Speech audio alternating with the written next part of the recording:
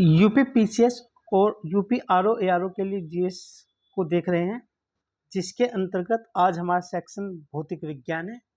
और भौतिक विज्ञान की आज यह क्लास 2 घंटे के लगभग की हो जाएगी। इसी में आज पूरा कंप्लीट भौतिक विज्ञान हो जाएगा, फिजिक्स यानी कि यह जो सीरीज चल रही है MRT 300 के तहत चल रही है। MRT का मतलब होता है मोस्ट रिपीटेड थीम। ऐसी थीम 300 है जो लोक सेवा आयोग पिछले 25 से 30 वर्षों में उन्हीं थीम से क्वेश्चन बना रहा है, सारे के सारे जीएस के। यही 300 थीम है, इसमें कुछ 5-10 आगे भी पीछे भी हो सकती है, लेकिन मोटी मोटी 300 के लगभग थीम है जिनसे लोक सेवा आयोग पिछले 30 से 25 वर्षों से लगातार क्वेश्चन बना रहा है। और पिछले 25 या 30 वर्षों में यही क्वेश्चन बार बार रिपीट हो रहे हैं। हर वर्ष यही रिपीट हो रहे हैं, उसी चैप्टर से रिपीट हो रहे हैं। घुमा फिरा के जोड़ तोड़ के बस क्वेश्चन अलग बना के दे देता है, बाकी रिपीट यही हो रहे हैं। तो इन्हीं को अच्छी तरह से एनालिसिस करके पूरी जीएस को MRT 300 के अंतर्गत यानी कि 300 थीम के अंदर तोड़ा गया, जिसमें से अभी तक जो क्लासेस हो चुकी, ज्योग्राफी पूरा हो चुका, इंडियन ज्योग्राफी, वर्ल्ड ज्योग्राफी, पर्यावरण पूरा हो चुका है,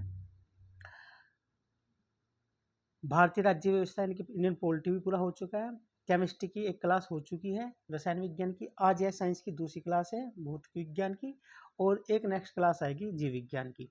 तो वे 300 थीम के अनुसार सारे टॉपिक चुने गए हैं। जहाँ से जो टॉपिक आ रहा है उसका जो सिलेबस है पिछले 30 वर्षों का, उसी से क्वेश्चन बन रहे हैं, आगे भी इसी से बनते रहेंगे। आपको आज की क्लास से कम 5 से 6 क्वेश्चन आर में आराम से देखने को मिल जाएंगे, पीसीएस में भी इतने ही 6 से 7 क्वेश्चन देखने को मिल जाएंगे, क्योंकि साइंस में सबसे बड़ा पोर्शन होता है बायो का, इसलिए वो थोड़ी सी क्लास 3 घंटे के लगभग की रहेगी और वहाँ से क्वेश्चन आते हैं, हर वर्ष आते हैं, तो बायो का पोर्शन बड़ा रहेगा और उसी से सबसे ज़्यादा क्वेश्चन आते हैं। तो ये जो हमारी जीएस की पहल है ये MRT 300 के अंतर्गत चल रही है। MRT 300 का मतलब होता है, MRT का मतलब होता है मोस्ट रिपीटेड थीम, और इसी थीम कितनी 300। तो उसी के अंतर्गत हम आज पूरा का पूरा भौतिक विज्ञान समाप्त कर देंगे। तो पिछले 30 वर्षों में जिन टॉपिक से प्रश्न पूछे गए उनका यहाँ पर ये सिलेबस है, उन्हीं को देखते हैं कि क्या सिलेबस है। तो इसमें है मात्रक, इकाई, मापक यंत्र, पैमाने, यांत्रिकी, गुरुत्व के अधीन गति, स्थूल पदार्थों के गुण, प्रकाश, उष्मा, उष्मागतिकी, तरंग गति, ध्वनि, विद्युत धारा, चालकता, नाभ की भौतिकी, कंप्यूटर और सूचना प्रौद्योगिकी, अंतरिक्ष प्रौद्योगिकी, रक्षा प्रौद्योगिकी, वैज्ञानिक और आविष्कार और विविध। ये जो पोर्शन है ये वाला, इसमें ज़्यादातर क्वेश्चन करंट बेस होते हैं इस पोर्शन में, तो इसको यहाँ पर छोड़ दिया गया। बाकी ये सारी चीज़ें इस यहाँ से कवर हो जाएंगी और आपको जो भी PDF है टेलीग्राम चैनल पे मिलेगी, जिसका वीडियो के डिस्क्रिप्शन में होगा। ये क्लास बहुत फास्ट गति से होगी क्योंकि डिवीजन क्लास है। इसमें कंसेप्चुअली जहाँ पर चीज़ें वो समझा दी जाएगी, अधिकतर चीज़ें फैक्चुअल है, तो तेज़ी से चलेंगे। आपको बस ईयरफोन लगा के क्लास बार बार सुननी एग्जाम्स तक अच्छी तरह से, आप आराम से, यानी कि जो हमारी MRT 300 है, MRT 300 के अंतर्गत आपको लगभग जब आप एग्ज़ाम देने के लिए जाओगे, चाहे वो आरओ का हो या पीसीएस का हो, उसमें आपको 70+ क्वेश्चन पूरी जीएस के यहीं से मिल जाएंगे जब आप पूरी क्लासेज देख लेंगे। क्योंकि अभी तक 3 सब्जेक्ट पूरे हो चुके हैं, एक पर्यावरण पूरा हो चुका है, ज्योग्राफी, और ये पॉलिटी पूरा हो चुका है। ये अब साइंस की दूसरी क्लास है, एक क्लास होने के बाद ये भी कंप्लीट हो जाएगी। इसके बाद हमारी क्लास रहेगी हिस्ट्री की, जिसके 3 सेक्शन, प्राचीन, मध्य, आधुनिक, और एक सेक्शन रह जाएगा हमारा भौतिक इसका इकोनॉमी का। तो 2 सब्जेक्ट रह रहे, यानी कि इतिहास और क्या, अर्थव्यवस्था, ये 2 सब्जेक्ट रह गए, बाकी सारे पोर्शन लगभग पूरे हो जाएंगे। तो शुरू करते हैं तेजी से। देखो, मूल राशि से हर वर्ष प्रश्न आता है, मूल राशि और उनके मात्रक से। तो हर वर्ष यहाँ से मूल राशि की संख्या कितनी होती है, उनकी संख्या 7 होती है, तो उनसे प्रश्न हर वर्ष आता है। उनके ये मूल राशि है और उनके मूल मात्रक पूछता है। जैसे लंबाई का मात्रक मीटर है, द्रव्यमान का किलोग्राम में, समय का सेकंड है, विद्युत धारा का एम्पियर है, ताप का केल्विन है, पदार्थ की मात्रा का मोल है, और ज्योति तीव्रता का कैंडला है। ये टेबल कई बार परीक्षा में पूछी जा चुकी है। ज्योति तीव्रता का मात्रक क्या है, मूल मात्रक कैंडला है। मूल राशियों की संख्या कितनी होती है, 7। इनमें आगे पीछे घटा बढ़ा के पूछ सकता है, ऑप्शन में ABCD करके इनमें से 3 दे देगा, एक कहीं से और ला के दे देगा, तो पूछेगा कि मूल राशि है या नहीं है, इस तरह से। अब हम देखते हैं कुछ जो मात्रक है उनके आपको भौतिक राशि के मात्रक पता होने चाहिए, मगर ज़्यादा इम्पोर्टेंट नहीं है, फिर भी इसमें से कुछ के हम देख लेंगे। जैसे क्षेत्रफल का मीटर स्क्वायर होता है, आयतन का मीटर की घात 3 होता है, घनत्व का किलोग्राम मीटर स्क्वायर होता है, वेग का मीटर प्रति सेकंड होता है, त्वरण का मीटर सेकंड स्क्वायर होता है, बल का न्यूटन या किलोग्राम मीटर सेकंड स्क्वायर होता है, कार्य का जूल या न्यूटन मीटर होता है, ऊर्जा का जूल या न्यूटन मीटर होता है, यानी कि कार्य इसका ऊर्जा का मात्रक सेम होता है, शक्ति का वाट जूल प्रति सेकंड होता है, समतल कोण का रेडियन ये कई बार पूछा जा चुका है, धन कोण का रेडियन यह भी कई बार पूछा जा चुका है, यानी कि यहाँ से क्वेश्चन आए हैं ना। आवेग का न्यूटन सेकंड होता है, विद्युत आवेश का कूलाम होता है, मात्रक विद्युत धारा का फैराडे होता है, आवृत्ति का हर्ट्ज होता है, प्रतिरोध का मात्रक ओम होता है, प्रतिरोधकता का ओम मीटर होता है, दाब का मात्रक पास्कल या न्यूटन मीटर स्क्वायर होता है, उष्मा का मात्रक कैलोरी होता है, विभवांतर का वोल्ट होता है, तरंग दैर्ध्य को एंगस्ट्रॉम में नापते हैं, ध्वनि की तीव्रता को डेसिबल में नापते हैं, वायुमंडलीय दाब को बार में नापते हैं, और एक बार बराबर होता है 10 की घात इतने पास्कल के बराबर। जल के प्रवाह की दर को मापते हैं क्यूसेक में, ओजोन की परत की मोटाई मापते हैं डाबसन में, डाबसन इकाई मापते हैं, त्वरण का मात्रक होता है मीटर प्रति सेकंड स्क्वायर, समुद्र की गहराई फैथोमीटर या फैथम में मापते हैं, यानी कि इस टेबल से बहुत बार क्वेश्चन आए हैं, तो इसलिए टेबल इंपॉर्टेंट है ना। ज्योति फ्लक्स का लूमेन से, विद्युत धारा की तीव्रता का न्यूटन प्रति कूलम से, ताप का केल्विन से, विद्युत शक्ति का किलोवाट से, परा जो पराध्वनिक गति होती है उसको मैक में मापते हैं, जैसे वायुयान की गति मैक में होती है, लेंस की जो क्षमता डायोप्टर में होती है, और ज्योति तीव्रता कैंडेला। इस टेबल से पिछले 25-30 वर्षों में बहुत बार क्वेश्चन पूछे गए हैं, तो ये आपको पता होना चाहिए। इसी तरह से हम फास्ट गति से ही चलेंगे। एदिश और सैदिश राशि, एदिश सैदिश यानी कि जिस राशि में दिशा की आवश्यकता नहीं होती है ना, ठीक है, जिसमें दिशा की आवश्यकता होती है, तो ये एदिश राशि लंबाई, क्षेत्रफल, चाल, दाब, शक्ति, द्रव्यमान, घनत्व, तापमान, ये है एदिश राशि, और इनमें दिशा की आवश्यकता है, जैसे वेग, बल, विस्थापन, संवेग और त्वरण, ये है सदिश राशि। तो एदिश और सैदिश इसमें से 3 दे देगा, एक इसमें से दे देगा, पूछेगा कि इसमें से एदिश है या नहीं है, इस तरह से मिलान करने के लिए आता है। कार्य और विद्युत धारा, ये क्या है, सारी की सारी एदिश राशि है। तो आगे देखते हैं, कुछ हम परिभाषाएं देखते हैं एदिश और सदिश राशि की, तो आपको वहाँ से, वैसे तो परिभाषा से क्वेश्चन नहीं आते, फिर भी कभी कभी पूछ लेता है लाइन टू लाइन करके ना, तो जल्दी से देखेंगे। एदिश राशि वे भौतिक राशि जिनमें केवल परिमाण की आवश्यक परिमाण होता है, दिशा नहीं, एदिश राशि कहलाते हैं। जैसे द्रव्यमान, समय, समय के लिए दिशा नहीं चाहिए कि भाई इधर जाएगा समय या उधर जाएगा, द्रव्यमान के लिए भी दिशा नहीं चाहिए। सदिश यानी कि जिसके लिए दिशा की आवश्यकता हो तो उनको सदिश राशि कहते हैं। प्रकाश वर्ष, यह दूरी मापने का मात्रक होता है। प्रकाश द्वारा निर्वात में एक वर्ष में जो दूरी तय की जाती है उसी को प्रकाश वर्ष कहते हैं, और यह दूरी मापने का मात्रक होता है। त्वरण, यह वस्तु के वेग परिवर्तन की जो दर होती है, जब उसके वेग में परिवर्तन होता है समय के साथ, उसे त्वरण कहते हैं। संवेग, गतिमान वस्तु में द्रव्यमान और वेग के जो गुणनफल होता है उसे संवेग कहते हैं। आवेग, जब ये इतना इम्पोर्टेंट नहीं है, ठीक है, नहीं, प्लावन बल, आवर्तकाल, आवृत्ति, तरंग दैर्ध्य, और सब, हाँ ये देख लेते हैं, ये इम्पोर्टेंट है ना। औसत तरंगे, ये वैसे हम आगे पढ़ेंगे तो इसमें भी फिर देख लेते हैं। और श्रव्य तरंगे वे तरंगे जिनकी आवृत्ति 20 हर्ट्ज से नीचे हो, और श्रव्य तरंगे कहलाती है। और श्रव्य तरंगे यानी कि जिनको हम सुन सकते हैं, जिनकी आवृत्ति 20 से 20,000 हर्ट्ज के बीच होती है, उनको हम ऑडिएबल वेव कहते हैं, यानी कि इनको हम सुन सकते हैं। और प्राश्रव्य जिनकी 20 हर्ट्ज से अधिक आवृत्ति होती है उनको प्राश्रव्य तरंगे कहते हैं। परम शून्य ताप, किसी वस्तु का तापमान -273.15 डिग्री सेल्सियस से कम नहीं होता, यानी कि, और इसी को परम शून्य ताप कहते हैं। आगे देखेंगे गलनांक, वह निश्चित ताप जिस पर ठोस द्रव में बदल जाता है किसी वस्तु का गलनांक कहलाता है। हिमांक, वह निश्चित ताप जिसमें कोई द्रव ठोस में बदल जाता है वह हिमांक कहलाता है। आर्द्रता, वायुमंडल में उपस्थित जल वाष्प की मात्रा को आर्द्रता कहते हैं। और अवतल दर्पण, जिस गोले दर्पण का प्रवार्तक तल धसा हुआ हो, अवतल दर्पण या अभिसारी दर्पण कहा जाता है। और जिसका उभरा हुआ हो, क्या, तो उसे क्या कहते हैं, जैसे ये धसा हुआ है ऐसे, और ये उभरा हुआ है ये, तो ये उत्तल दर्पण का और ये अवतल दर्पण का। निकट दृष्टि दोष, इस इनको नजदीक की वस्तु तो दिखाई देती है परंतु दूर की वस्तु स्पष्ट नहीं दिखाई देती है। दूरदृष्टि दोष, इनको दूर की वस्तु दिखाई देती है लेकिन निकट की नहीं दिखाई देती।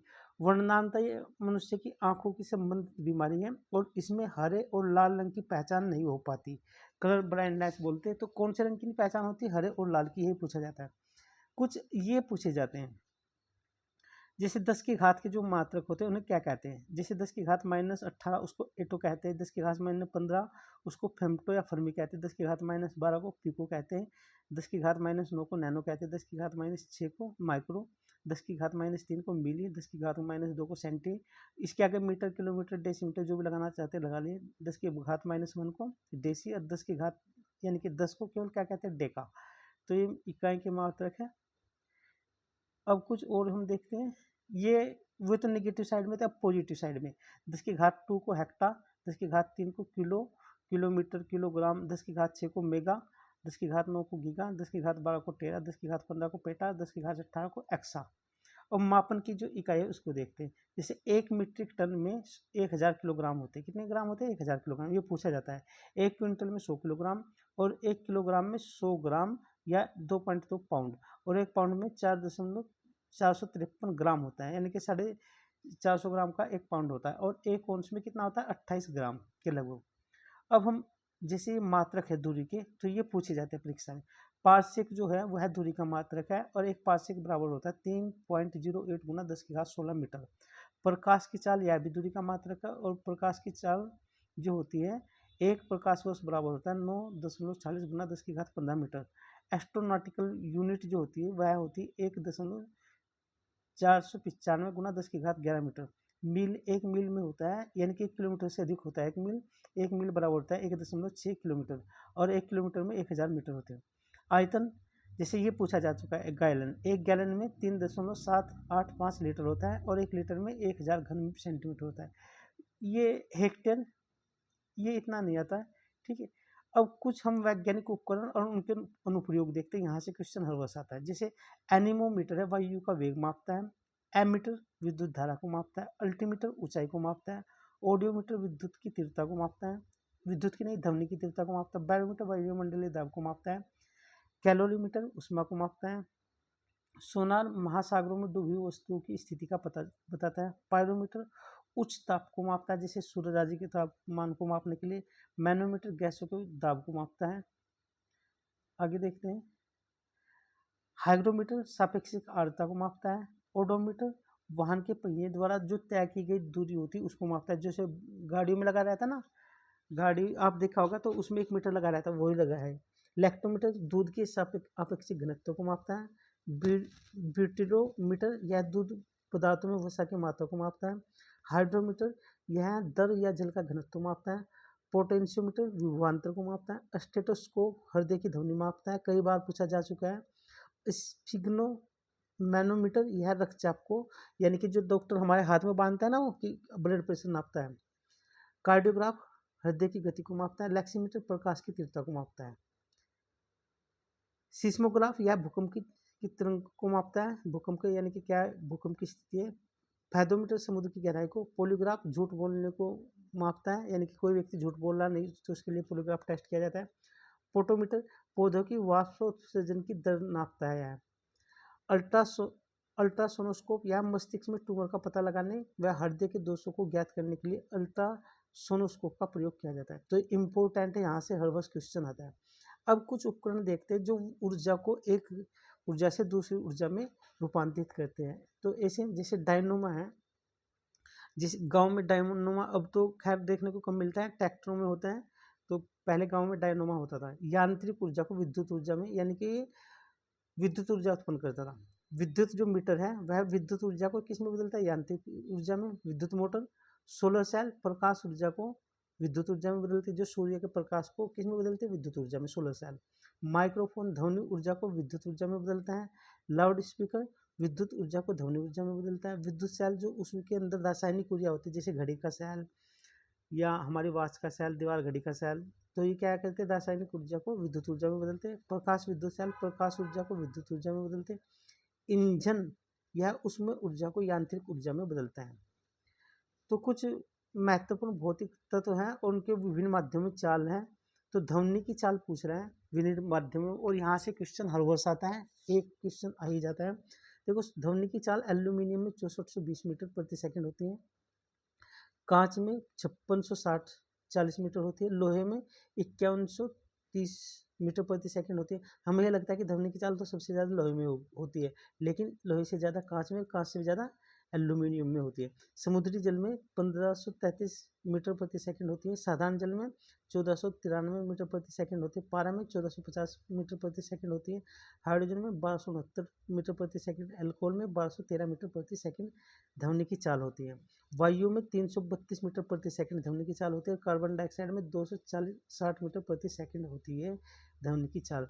ये जो तापमान मापने के विभिन्न पैमाने, जैसे सेल्सियस को सी से डिनोट करते हैं, फ़ारेनहाइट को एफ से, ड्यूमर को आर से, केल्विन को के से। तो इनका जो संबंध है C/5 इजिकल टू होता है F-22/9। इसको आगे एक अच्छा पैमाना वहीं पर देखेंगे जहाँ पर सारे एक साथ मिले हुए हैं, तो इसको छोड़ देते हैं। अब पदार्थों के विशिष्ट प्रतिरोध, और ये विशिष्ट प्रतिरोध को मापते हैं ओम में। तो ये यहाँ पर किसी हम खास का विशिष्ट प्रतिरोध देखेंगे, सबका देखना संभव नहीं। जैसे कांच का जो होता है 10 की घात -10 से 10 की घात 14 तक होता है। सिलिकॉन का 2.3 से 10 की घात 3 तक होता है। कार्बन का 3.5 से 10 की घात -5 होता है। तो ये मुख्य देखें, बाकी इसको हम छोड़ देते हैं, इसके लिए हमारे लिए ये ज़्यादा जरूरी नहीं है। विभिन्न स्थितियों में तापमान ये इम्पोर्टेंट है। जैसे जल का तापमान, सेल्सियस में जल का तापमान 0 डिग्री होता है, जबकि वही फ़ारेनहाइट में 32 फ़ारेनहाइट होता है। कमरे का सामान्य तापमान 27 डिग्री सेल्सियस होता है, लेकिन फ़ारेनहाइट में 80 डिग्री फ़ारेनहाइट होता है। मानव के शरीर का तापमान यह पूछा जा चुका है, यह 27 के लगभग होता है। यहाँ पर ये कितना होता है, 98 होता है। और यहाँ पर जल का उबलना ये 100 डिग्री सेल्सियस पर उबलता है, लेकिन यहाँ से 212 पर फ़ारेनहाइट पर उबल जाता है। विभिन्न माध्यमों में प्रकाश की चाल ये इम्पोर्टेंट है। जैसे प्रकाश की चाल होती है कांच में 2 गुना 10 की घात 8 मीटर प्रति सेकंड, तारपीन के तेल में 2.04 गुना 10 की घात 8 मीटर प्रति सेकंड, पानी में 2.25 गुना 10 की घात 8 मीटर प्रति सेकंड। निर्वात में प्रकाश की चाल 3 गुना 10 की घात 8 मीटर प्रति सेकंड। निर्वात में चाल काफ़ी अधिक होती है। तो ये विद्युत तरंगे उनकी खोज करता है और उन विद्युत तरंगों के उपयोग, यहाँ से क्वेश्चन आता है। जैसे लघु रेडियो तरंगे, लघु रेडियो जो तरंगे होती हैं उनकी खोज की थी हेनरिक हर्ट्ज ने, और ये इनका उपयोग किया जाता है रेडियो संचालन में, टेलीविजन में, रडार और टेलीफोन में। और ये आयन मंडल से परावर्तित होकर पृथ्वी पर आती है। दिग रेडियो तरंगे, इनकी खोज की थी मार्कोनी व हेनरिक हर्ट्ज ने। इनसे रेडियो और टेलीविजन में इनका उपयोग किया जाता है। इंफ्रारेड यानी कि औरत तरंगे, इनको विलियम हर्शले ने खोजा था। टीवी के रिमोट में यही होती है। आप जैसे टीवी का रिमोट ऑन करते तो उसके आगे एक लाल सी लाइट जलती है, वो वही है। कंट्रोल करने में, कोहरे को दूर तक, और फोटोग्राफी में जहाँ भी कोहरे को के लिए जो लाइट प्रयोग की जाती है जो दूर तक चमकती है, इंफ्रारेड लाइट होती है, काफ़ी दूर तक चमक जाती है। एक्स किरणों की खोज रॉन्टजन ने की थी और चिकित्सा औद्योगिक उपकरणों में किया जाता है इसका प्रयोग। जैसे एक्सरे, बॉडी का एक्सरे कहते हैं ना कि बॉडी का एक्सरे, वही वाली। गामा किरणें, हेनरी बेक्यूलर ने इसकी खोज की थी। इसका प्रयोग गामा किरणों का कृत्रिम रेडियो सक्रियता और नाभ की अभिक्रिया में किया जाता है। पराबैंगनी किरणें, जिनको अल्ट्रावायलेट रे भी कहा जाता है, जोहान रिक्टर ने इनकी खोज की थी, और यह जीवाणुओं को नष्ट करने में और प्रकाश वैद्युत प्रभाव उत्पन्न करने में किया जाता है। अल्ट्रावायलेट किरणों का प्रयोग जल को शुद्ध करने में भी किया जाता है, इनके जल से अशुद्धि दूर करने में। अब हम देखते हैं भौतिकी के प्रमुख आविष्कार और उनके खोजकर्ता। यहाँ से क्वेश्चन हर वर्ष आता है। जैसे प्रकाश की गति की खोज की थी फिजो ने, न्यूट्रॉनों की खोज की थी पाउली ने, फोटॉन की खोज की थी आइंस्टीन ने, शीतलता का नियम दिया था न्यूटन ने, ट्रांजिस्टर की खोज की थी साकले बार्डिन ब्रेटन ने, रडार की खोज की थी R.W. वाट ने। रडार के माध्यम से हम क्या जहाज को डिटेक्ट कर पाते हैं। पनडुब्बी की खोज की थी वुसवेल ने, साइकिल की खोज की थी मैकमिलन ने, सेफ्टी पिन की खोज की थी वाटर हंट ने, पैराशूट की खोज की थी गार्डनिन ने, रेल के इंजन जॉन स्टीफेंस ने, टायर की खोज डनलप ने, दूरबीन गैलोलियो ने, रिवाल्वर कोल्ट ने, कैलकुलेटर पास्कल ने, तड़ित चालक फ्रैंकलिन ने, दूरबीन गैलोलियो ने, मिलिट्री टैंक स्विंगटन ने, मशीन गन जेम्स पकल ने, और सीस्मोमीटर जिसे भूकंप नापते हैं रॉबर्ट मेलेट ने, बॉल पेन जॉन जे वोंड ने, विद्युत बल्ब या ग्रामोफोन एडिसन ने, सीस्मोमीटर रॉबर्ट मेलेट ने, मुद्रण कला गुटनबर्ग ने, air conditioner William Willis Haviland Carrier ने, टेलीग्राफ मोर्से ने, दूरबीन गैलीलियो ने, बेतार का तार मार्कोनी ने, डायनामाइट अल्फ्रेड नोबल ने। और नोबल के फाउंडेशन के द्वारा यह नोबल पुरस्कार दिया जाता है। डीसी मोटर जेनोग्रामे ने ग्रहों की खोज की थी केपलर ने, कार्बोरेटर की खोज की थी डेमलर ने, टाइपराइटर की खोज की थी पेलेग्रीन टेरी ने, स्टील की खोज की थी हेनरी बेसेमर ने, मोटरसाइकिल डेमलर ने, माइक्रोस्कोप जॉनसन ने, सेफ्टी लैम्प हेम्प्रे डेवी ने, डिस्क ब्रेक लेचेस्टर ने, कटाई मशीन सैमुअल क्रॉम्पटन ने। ये इंपॉर्टेंट खोज थी। यहाँ से हर वर्ष क्वेश्चन आता है। प्रेशर कुकर डेनिस पेपिन ने, थर्मामीटर गैलीलियो गैलाई ने, लोगरिथम जॉन नेपियर ने, कॉस्मिक की ने विक्टर हेस ने, प्रकाश का वेग फिजारियो ने, ट्रांसफार्मर माइकल फैराडे ने, पेपर मुलबेरी ने। तो ये कुछ प्रमुख खोज थी। कुछ और देख लेते हैं। जिससे रेडियो कई बार पूछा जा चुका। मार्कोनी ने इसकी खोज की थी।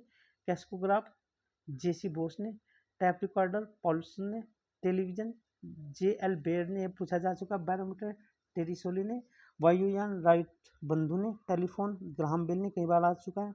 मोटर कार ऑस्टिन ने, फाउंटेन पेन वाटरमैन ने, गायरोस्कोप फुकोल्ट ने, डायनोमा माइकल फैराडे ने, डीजल इंजन रुडोल्फ डीजल ने, गैस का इंजन डाल्मर ने, साइक्लोट्रॉन लॉरेंस ने, टाइप मशीन सोल्ज ने, सफाई की मशीन कैस्कटन ने, पावर लूम कार्टराइट ने, थर्मस प्लास दीवार ने, सिलाई की मशीन इलियास साहो ने, आर्क लैंप डेवी ने। ये पूछा जा चुका है। और क्रोनोमीटर जॉन हैरिसन ने, परमाणु भट्टी एनरिक फ्रेमी ने पूछा जा चुका है। एक्स हेलीकॉप्टर ब्रैकेट ने, एक्स किरणों की खोज डांटजन ने पूछा जा चुका है। डायलिसिस की मशीन कोल्फ ने, और होलोग्राफी डेनिस गोबोर ने। ये प्रमुख खोजें की थी जो भौतिकी की। अब हम इम्पोर्टेंट देखते हैं। ये खैर ये तो नहीं, कुछ सूत्र जैसे त्वरण वेग परिवर्तन की दर समय, ये तो कुछ ज़्यादा इम्पोर्टेंट नहीं। हमारे लिए जो इम्पोर्टेंट थे यहाँ पर देख, जैसे सेल है तो सेल में एक कैथोड होता है, एक एनोड होता है, एक उसमें विद्युत अपघट्य होता है। तो शुष्क सेल में कैथोड जस्ते का काम करता है और कार्बन एनोड का काम करता है। और उसमें जो शुष्क सेल में विद्युत अपघट्य होता है, मैग्नीज डाइऑक्साइड नौशादर का मिश्रण प्रयोग किया जाता है। वोल्टी सेल में जो जस्ता होता है वह कैथोड का, तांबा एनोड का काम करता है, सल्फ्यूरिक अम्ल इसमें विद्युत अपघट्य का काम करता है। लेखलांसी सेल होता है वह जस्ता उसमें कैथोड का, मैग्नीज डाइऑक्साइड और कार्बन के मिश्रण में कार्बन की जो छड़ है वो एनोड का काम करती है। और इसमें नौशादर जिसको अमोनियम क्लोराइड भी कहा जाता है वह इसमें विद्युत अपघट्य का कार्य करता है। अब हम गति के 3 नियम है, आपको पता है न्यूटन ने गति के 3 नियम दिए थे, तो उसी के आधार पर देखेंगे और उसके कुछ उदाहरण भी देखेंगे। गति का प्रथम नियम गति का प्रथम नियम क्या कहता है? यदि कोई वस्तु विराम अवस्था में है तो वह विराम अवस्था में ही रहेगी, और यदि किसी सरल रेखा में एक समान गतिशील है तो वह एक समान गतिशील ही रहेगी जब तक उस पर कोई बाह्य बल न लगाया जाए। तो गैलीलियो का नियम या जड़त्व का नियम गति के प्रथम नियम पर ही आधारित है। तो इसके उदाहरण कैसे है? जैसे चलती हुई गाड़ी में अचानक रुक जाने पर यात्री आगे की ओर झुक जाता है, बंदूक की गोली से शीशे में गोल छेद हो जाता है, जबकि पत्थर मारने से शीशा चटक जाता है। चलती रेलगाड़ी या बस में छलांग लगाने पर व्यक्ति आगे की ओर गिरता है। तो ये जड़त्व के नियम या गति के प्रथम नियम के अनुसार है। द्वितीय नियम क्या कहता है न्यूटन का? किसी वस्तु पर कार्य करने वाला बल का जो मान है वस्तु के द्रव्यमान और वस्तु में उत्पन्न त्वरण के गुणनफल के बराबर होता है। यानी कि बल बराबर होता है m गुणा a। m का मतलब द्रव्यमान, a का मतलब त्वरण है।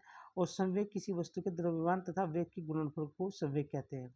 और ये द्वितीय नियम था। तो द्वितीय नियम के उदाहरण कैसे? जैसे गेंद को किक करने से केवल एक ही दिशा में बल लगाना शामिल है, जबकि दूसरे शब्दों में हम गेंद को जितना ज़्यादा दबाव डालते हैं उतना ही वह दूर जाएगी। जब दो व्यक्ति चल रहे हो तो अधिक वजन वाला व्यक्ति धीमी गति से चलेगा, क्योंकि हल्के वजन वाले व्यक्ति की गति अधिक स्थिर होगी। तो ये द्वितीय नियम था किसका? न्यूटन का। अब तृतीय नियम बहुत इंपॉर्टेंट है, यह क्रिया प्रतिक्रिया का नियम है। यानी कि जितना हम किसी चीज़ पे क्रिया करते हैं ठीक वह उसी इतनी हमारे ऊपर प्रतिक्रिया करती है। जैसे बंदूक से गोली छोड़ते समय बंदूक पीछे की ओर झटका मारती है हमारे ऊपर। नाव से जमीन पर उतरते समय नाव को पीछे हटाना पड़ता है। कुएं में पानी खींचते समय रस्सी टूट जाने पर व्यक्ति पीछे की ओर गिर जाता है। तो ये उदाहरण ही पूछता है कि गति के कौन से नियम के तहत ये कार्य करता है। जैसे घर्षण बल क्या होता है, यह एक तरह का विरोधी बल है जो दो वस्तुओं के बीच लगने वाला सापेक्षिक गति का विरोध करता है। किस गति का? अपेक्षिक जो गति होता है उनका विरोध करता है। यानी कि घर्षण बल दो वस्तु के बीच लगने वाली जो अपेक्षिक गति है उसका विरोध करता है। तो इसकी घर्षण को कम करने की क्या विधि है? इसके लिए हम स्नेहक का प्रयोग करते हैं। उदाहरण के तौर पे स्नेहक के रूप में यानी कि लुब्रिकेंट का प्रयोग करते हैं। लुब्रिकेंट के रूप में कौन होता है? तेल होता है, ग्रीस होता है। बाल बेयरिंग का प्रयोग करते हैं ताकि यह घर्षण बल कम हो जाए। साबुन के घोल का प्रयोग करते हैं और पाउडर का प्रयोग करते हैं। तो ये पूछा जा सकता है आपसे कि घर्षण बल को कम करने के लिए ये सभी चीज़ों का प्रयोग किया जाता है। एक्चुअली क्या है कि साइंस में क्वेश्चन सैद्धांतिक नहीं आते, जो 10वीं 12वीं की क्लास में आते हैं, एकेडमिक में पूछे जाते हैं। यहाँ पर अप्लाइड पूछा जाता है, तो अधिकतर आपसे उदाहरण ही पूछे जाएंगे। बलाघूर्ण किसी पिंड पर लगे बल द्वारा पिंड को एक अक्ष के प्रति घुमाने की प्रवृत्ति को ही बलाघूर्ण कहते हैं। यह बलाघूर्ण अदिश राशि, इसका मात्रक क्या? Newton metre.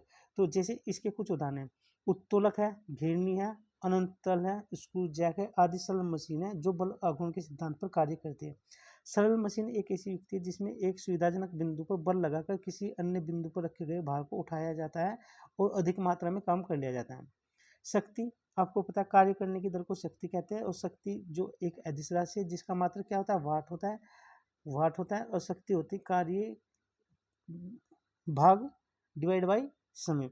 तो शक्ति की कुछ मात्रक है, जैसे वाट घंटा, ये पूछे जा चुके हैं तीनों परीक्षा में आपसे, पीसीएस में और आर में। वो वाट घंटा में कितना होता है? 3600 जूल। 1 किलोवाट घंटा में 3.6 गुणा 10 की घात 6 जूल। एक अशुद्ध शक्ति बराबर होते हैं 740 वाट के बराबर। तो ये इम्पोर्टेंट है शक्ति। अब हम ऊर्जा देखते हैं। ऊर्जा किसी वस्तु की कार्य करने की क्षमता को उस वस्तु की ऊर्जा कहते हैं। और ऊर्जा कैसी मात्रक है? ऊर्जा एक अदिश राशि है और उसका मात्रक क्या होता है? जूल होता है। ऊर्जा दो तरह की होती है, गतिज ऊर्जा यानी कि गति, और एक स्थितिज ऊर्जा। स्थिति के कारण जो ऊर्जा होती है और गति के कारण जो गति ऊर्जा होती है उसको गतिज ऊर्जा बोलते हैं।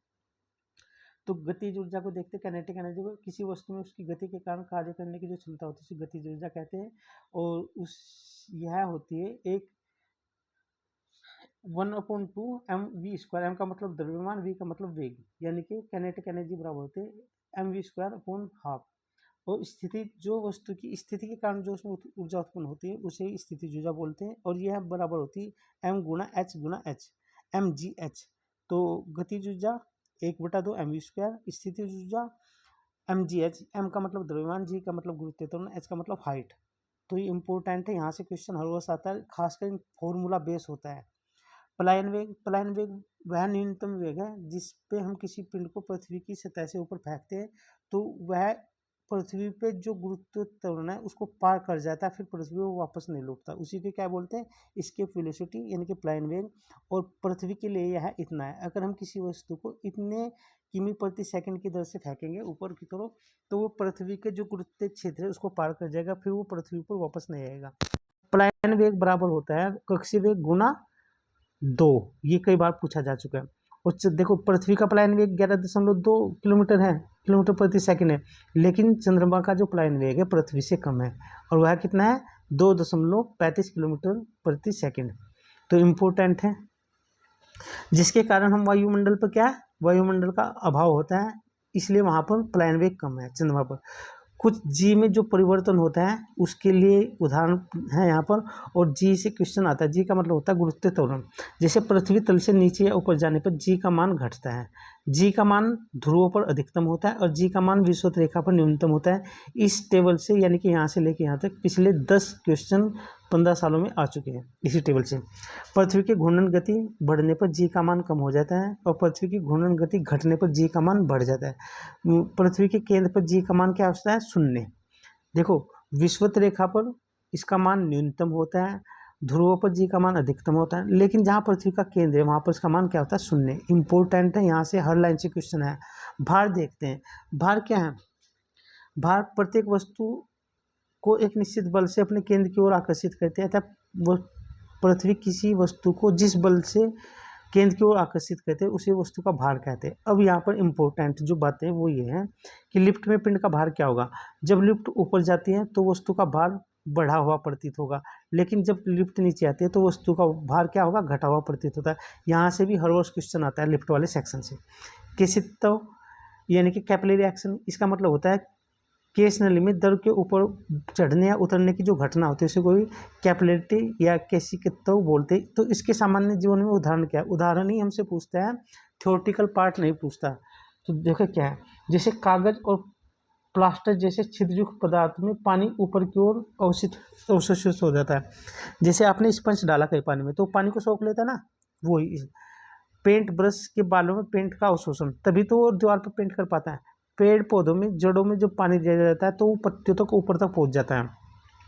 लालटेन या लैंप की जो बत्ती है उसमें मिट्टी का तेल ऊपर चढ़ जाता है, क्योंकि काफ़ी पहले गांव में लालटेन का भी प्रयोग करते थे, मिट्टी के तेल से चलती थी वो। तो उसमें एक बत्ती होती थी कपड़े की बनी हुई, और वह पानी को ऊपर खींचती रहती, मतलब तेल को ऊपर तक पहुंचा देती थी। फिर कॉफ़ी के पाउडर में जल बहुत जल्दी घुल जाता है, और ब्लोटिंग पेपर स्याही शीघ्र ही सोख लेती है। अगर आपने देखा होगा, अब तो खैर स्याही आती नहीं है, पहले स्याही आती थी और उसी से बच्चे अपना काम करते थे। इंक की जो दवात आती थी, तो जब वो कभी कभी गिर जाती थी तो उसको सोखने के लिए एक सोखता होता था, उसी के बारे में बात कर रहा है। तो ये सब किस पे आधारित है, ये सारे के सारे कैसी जो कैपिलरिटी है उसी पर आधारित है, उसी के एक्शन की बात कर रहा है। तो नेक्स्ट देखते हैं, आपको यहाँ से हर लाइन से क्वेश्चन मिलेगा। बैरोमीटर, यहाँ से लगभग हर दूसरे तीसरे वर्ष क्वेश्चन आता है। बैरोमीटर वायुमंडलीय दाब को मापता है। इसकी सहायता से, बैरोमीटर की सहायता से मौसम का हम पूर्वानुमान लगा सकते हैं। बैरोमीटर में जब पाठ्यक्रम एकांक नीचे गिर जाता है तो हमें पता चलता है कि आंधी या तूफान आने की संभावना है। जब बैरोमीटर में एकांक पाठ्यक्रम गिर जाता है तो आंधी या तूफान आने का सूचक होता है वह। जब बैरोमीटर का पाठ्यांक धीरे धीरे नीचे गिरता है तो वर्षा आने की संभावना रहती है। यानी कि जब वो अचानक गिर जाता है एकांक तो आंधी आएगी, और जब वह धीरे धीरे गिरता है तो क्या आएगी, वर्षा। और जब बैरोमीटर का पाठ्यांक धीरे धीरे ऊपर चढ़ता है तो दिन मौसम साफ होने की संभावना बढ़ जाती है। तो यहाँ से क्वेश्चन हर वर्ष आता है इस टेबल से। जे यानी कि बैरोमीटर में जो पाठ्यक्रम है मरकरी का एकदम गिर जाता है तो आंधी का सूचक, धीरे धीरे गिरता है तो वर्षा का सूचक, धीरे धीरे बढ़ता है तो साफ मौसम का सूचक। फिर वैद्युत चुंबकीय तरंग, उनकी खोज, और वैसे तो बता दिया, हाँ ये बता ही दिया, रेडियो तरंगे, हाँ ध्वनि तरंगे, ये इंपॉर्टेंट है हमारे लिए। ध्वनि तरंगे, ध्वनि ऊर्जा का एक रूप है और हमारे कानों में संवेदना उत्पन्न करता है। जैसे ध्वनि साउंड, हम डीजे सुनते हैं, ईयरफोन सुनते हैं, वो क्या है, ध्वनि तरंगे। ध्वनि तरंगे एक तरह की अनुदैर्ध्य तरंग है, यानी कि इसके जो कण हैं माध्यम के कणों के समानांतर चलते हैं, न कि लंबवत चलते हैं, जबकि अनुप्रस्थ तरंगों में वे लंबवत चलते हैं। ध्वनि एक स्थान से दूसरे स्थान तक तरंगों के रूप में काम जाती है। ध्वनि मुख्यतः आवृत्ति परिसर के आधार पर ध्वनि तीन तरह की होती है ध्वनि तरंगे। एक तो क्या, अवश्रव्य तरंगे, यानी कि अपश्रव्य इंफ्रासोनिक, जिनको हम नहीं सुन सकते, इनको बोलते हैं इंफ्रासोनिक, और इसकी आवृत्ति 20 हर्ट्ज से कम होती है इंफ्रासोनिक की, और इनको हम सुन नहीं सकते। और ये कौन सुन सकते, सांप सुन सकता है, कुत्ता सुन सकता है। जैसे भूकंप आने की सूचना कुत्ते को पहले पता चल जाती है या सांप वगैरह को। फिर अपश्रव्य यानी कि इंफ्रासोनिक। फिर ऑडियोबल वेव, यानी कि जिन तरंगों को हम सुन सकते हैं उनको अवश्रव्य तरंगे बोलते हैं, यानी कि ऑडियोबल वेव बोलते हैं। इसकी आवृत्ति 20 हर्ट्ज से लेकर 20,000 हर्ट्ज तक होती है। इन्हें हमारा कान आसानी से सुन सकता है। फिर प्राश्रव्य तरंगे, यानी कि इन तरंगों की जब गुजरती है तो इन तरंगों से हमारे कानों में असहनीय दर्द होता है और इनकी आवृत्ति 20,000 हर्ट्ज से अधिक होती है। तो जैसे मनुष्य के कान इससे सुन नहीं सकते, लेकिन बिल्ली, कुत्ता, मच्छर इन तरंगों को सुन सकता है। चमगादड़ इन तरंगों को उत्पन्न करता है। आपसे प्रश्न पूछा जाता है कि रात को चमगादड़, क्योंकि चमगादड़ को दिखाई नहीं देता, तो चमगादड़ कैसे गमन करता है, कैसे चलता है, तो वो इन तरंगों को उत्सर्जित करता है और वो किसी माध्यम से टकराते तक उसको पहुँचती है, तो उसको पता चल जाता है कि इस तरफ क्या चीज़ है, इस तरफ क्या चीज़ है। और यानी कि अल्ट्रासोनिक वेव को उत्पन्न कौन करता है, चमगादड़। ये इंपॉर्टेंट है, यहाँ से हर वर्ष क्वेश्चन आता है। फिर प्राश्रव्य जो तरंगे हैं, यानी कि ये जो तरंगे हैं अल्ट्रासोनिक, इनके कुछ उदाहरण हैं। ये संकेत भेजने में, यानी कि जब हम दूर तक संकेत भेजते हैं उसके प्रयोग किया जाता है। समुद्र की गहराई का पता लगाने में, जब ये नीचे जाएगी और टकराएगी तभी तो हमें पता चलेगा कि हाँ भाई ये यहाँ समुद्र इतना गहरा है। कीमती कपड़ों और वायुयान और कल पुर्जों को साफ करने में, धुलाई करने में, कल कारखानों की चिमनिया में जो काली जम जाती है उसको उठाने में, दूध के अंतर्गत हानिकारक जो बैक्टीरिया वगैरह है उनको मारने में भी अल्ट्रासोनिक किरणों का प्रयोग किया जाता है। अंधेरे में चमगादड़ इन्हीं की वजह से उड़ता है। गठिया रोग के उपचार में और मस्तिष्क में जो कैंसर या ट्यूमर हो जाता है उसका पता लगाने में भी इनका प्रयोग किया जाता है। आपसे अधिकांश क्वेश्चन उदाहरणों से आएंगे, उनके अनुप्रयोग से आएंगे, तो ये अनुप्रयोग सारे आपको पता होना चाहिए। प्रकाश विद्युत चुंबकीय तरंगे, ये हमने पढ़ ली। रिएक्टर पराबैंगनी तरंगे वही है जो किस चीज़ की चिकित्सा, गामा किरणें, ठीक है। फिर भी एक बार देख लेते ताकि इम्पोर्टेंट है। विद्युत चुंबकीय तरंगे, इनके खोज करता है, इनका उपयोग, जैसे गामा किरणें, ये अत्यधिक वेदन क्षमता होती है गामा किरणें में। पाल ब्रिलार्ड्स ने इनकी खोज की थी। तो इनका जो उपयोग होता है नाभिकीय अभिक्रिया में, कृत्रिम रेडियोधर्मिता में। गामा किरणों के नामांकन किसने किया था? रदरफोर्ड ने, जबकि खोज की थी ब्रिलार्ड ने। एक्स किरणें यानी कि एक्सरे, रांटजन ने इसकी खोज की थी। चिकित्सा उपकरण औद्योगिक क्षेत्र में इसका। पराबैंगनी किरणें, रिटर ने इसकी खोज की थी सिकाई करने में और प्रकाश विद्युत प्रभाव को उत्पन्न करने में इनका प्रयोग किया जाता है। विशिष्ट ऊष्मा के उदाहरण कौन से? यहाँ से क्वेश्चन आता है। जैसे खाना पकाने के बर्तन एल्यूमिनियम, कांस्य तथा इस्पात के बनाए जाते हैं क्योंकि इन पदार्थों की जो विशिष्ट ऊष्मा कम और चालकता अधिक होती है। फिर थर्मल प्लास्क यानी कि जो बोतल जिसमें ठंडा गर्म पानी रहता है ना, थर्मल प्लास्क दोहरी कांच की दीवारों के बने होते हैं जिसके कारण उसमें ऊष्मा का संचरण न के बराबर होता है और रखी गई गर्म वस्तु गर्म ही रहती है, ठंडी वस्तु ठंडी बनी रहती है, यानी कि वो ऊष्मा को बाहर नहीं जाने देता। जब बाहर नहीं जाने देगा ना अंदर जाने देगा तो जो चीज़ उसमें डालोगे वही रहेगी। इसे कहते हैं विशिष्ट ऊष्मा के उदाहरण। फिर कांच के गिलास में काफ़ी तेज़ गर्म पानी डालने पर वह टूट जाता है। आपने कभी कभी देखा होगा कि जैसे चाय पी रहे हैं उसमें गर्म चाय डाल दी तो नीचे से पता चला वो टूट जाता है। गर्म होने के कारण अंदर की सतह फैल जाती है इसलिए वह टूट जाता है। सर्दियों में जो हैंडपम्प यानी कि नल का जो होता है उसका पानी गर्म और गर्मियों में ठंडा निकलता है, वह विशिष्ट ऊष्मा के कारण ही होता है। यहाँ से उदाहरण ये जो है बहुत इंपॉर्टेंट है, यहाँ से हर वर्ष क्वेश्चन आता है। अब हम देखते हैं गलनांक, क्वथनांक और हिमांक क्या होता है। यहाँ से क्वेश्चन आते हैं इनका प्रभाव। इस वर्ष जो आरओ का एग्जाम हुआ था उसमें ये इस टेबल से क्वेश्चन आया था कि ऊंचाई बढ़ने पर क्या होता है, गलनांक पर प्रभाव क्या पड़ता है, इस तरह से। तो आपको ये यहाँ से दिखाते भी। तो गलनांक यानी कि मेल्टिंग पॉइंट, निश्चित ताप पर ठोस का जब द्रव में बदल जाता है, यानी कि जिस बिंदु पर ठोस द्रव में बदल जाता है वह इसका मेल्टिंग पॉइंट कहलाता है, गलनांक कहलाता है। 0 डिग्री पर पिघली हुई बर्फ कुछ नमक सोडा मिलाने से बर्फ का गलनांक 0 डिग्री से घटकर -22 डिग्री सेंटीग्रेड ताप पर लाया जाता है। ऐसे हिम मिश्रण का उपयोग बर्फ की आइसक्रीम बनाने में, गुल्फी बनाने में किया जाता है। क्वथनांक क्या होता है? बॉइलिंग पॉइंट, जिस निश्चित ताप पर कोई द्रव वाष्प में बदल जाता है और वाष्प में बढ़कर उड़ जाता है, वाष्पन हो जाता है, तो उसी को क्वथनांक कहा जाता है। और जिस निश्चित ताप पर कोई द्रव ठोस में बदल जाता है तो उसे क्या कहते हैं? फ्रीजिंग पॉइंट यानी कि हिमांक कहा जाता है। ये तो हमने इनकी परिभाषा देख ली। यहाँ से आता है क्वेश्चन इस टेबल से, और में आप जाके देखना आपको मिलेगा। पहला या दूसरा क्वेश्चन यही था, पहला ही क्वेश्चन यही था कि ऊंचाई बढ़ने पर द्रव पे दाब का क्या प्रभाव पड़ता है, क्वथनांक पर क्या प्रभाव पड़ता है। तो गलनांक और क्वथनांक पर दाब का प्रभाव, दाब बढ़ाने पर पदार्थ का गलनांक बढ़ जाता है, जैसे मोम और घी। गर्म करने पर जिन पदार्थों का आयतन घट जाता है, दाब बढ़ाने पर उनका गलनांक कम हो जाता है, जैसे बर्फ, बिस्मित, ढलवा लोहा आदि। दाब कम होने पर द्रव का क्वथनांक नीचा तथा दाब बढ़ाने पर क्वथनांक ऊंचा हो जाता है।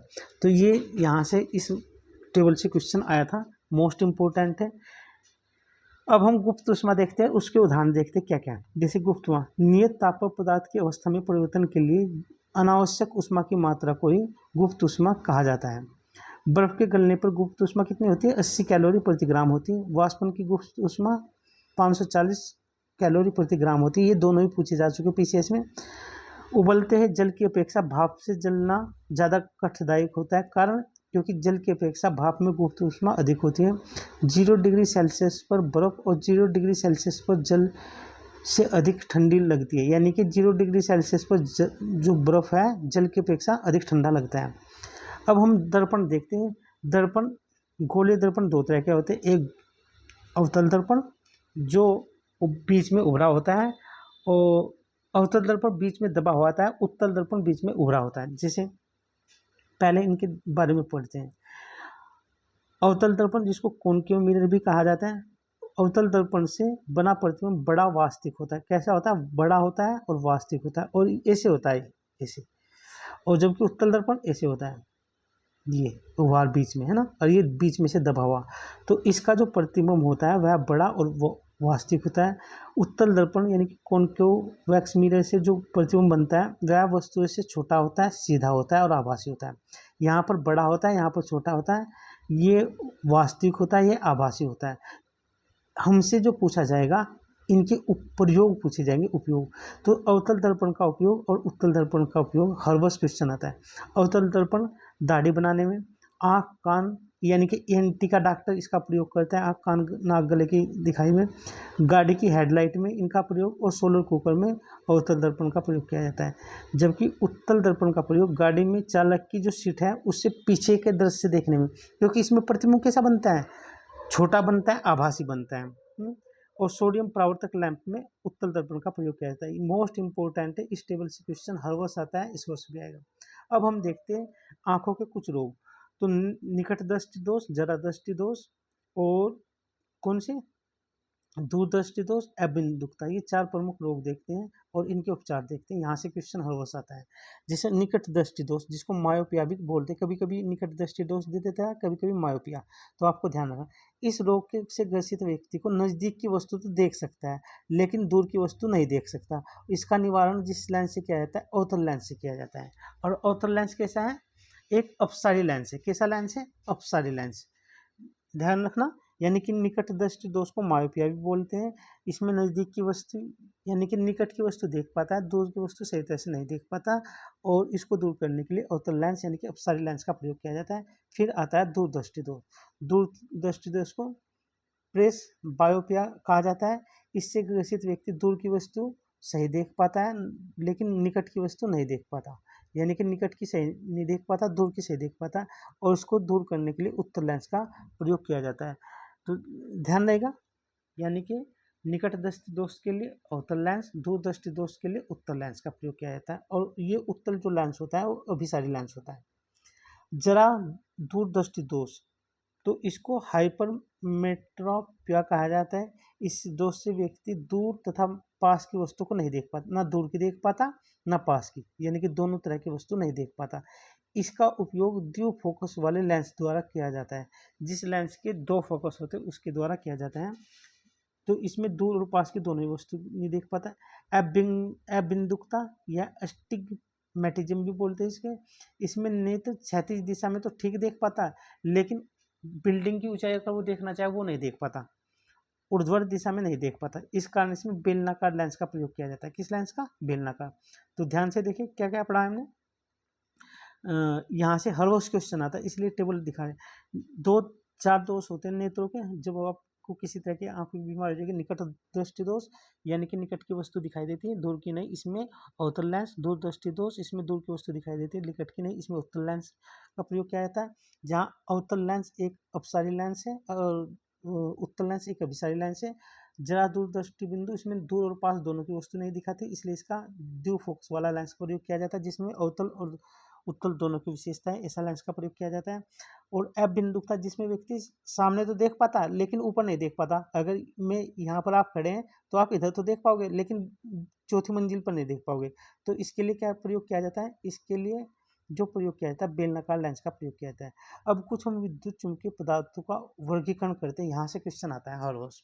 देखो, कुछ प्रति चुंबकीय पदार्थ है जैसे जस्ता, बिस्मित, तांबा, चांदी, सोना, हीरा, नमक, जल, ये क्या है? प्रति चुंबकीय पदार्थ है। कुछ अनुचुंबकीय पदार्थ है, platinum, chromium, sodium, aluminium, oxygen. कुछ लोह चुंबकीय पदार्थ है, लोहा, निकल, कोबाल्ट, लौह इस्पात। इनसे भी हर वर्ष क्वेश्चन आता है इस टेबल से, तो मोस्ट इंपोर्टेंट है। नेक्स्ट देखते हैं, जो ऊष्मा का चालन होता है वह तीन तरह से होता है। एक तो चालक से, कुचालक से, अर्धचालक, ये इस तरह से देखते हैं। तो एक मिनट रुकिएगा।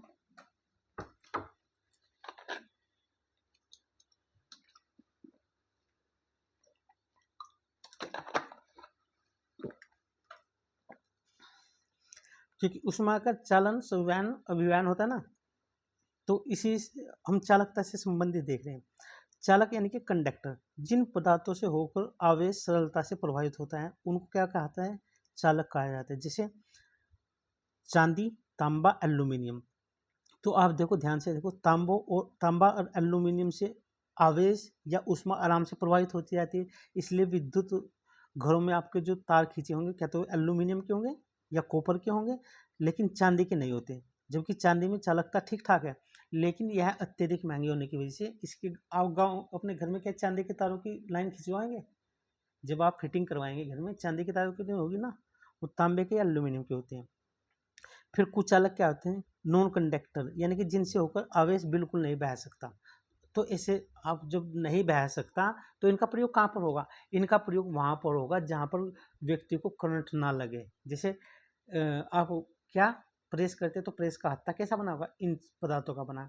जहाँ पर आप खड़े होकर बिजली को ठीक कर रहे होंगे, पंखे को, तो जिस चीज़ पर खड़े होंगे वो क्या होगा, कुचालक का चीज़ का बना होगा। जैसे ये देखो, इससे आवेश प्रवाहित नहीं होता, तो लकड़ी, रबर, कागज, यानी कि इनसे होके आवेश बिल्कुल नहीं जा सके।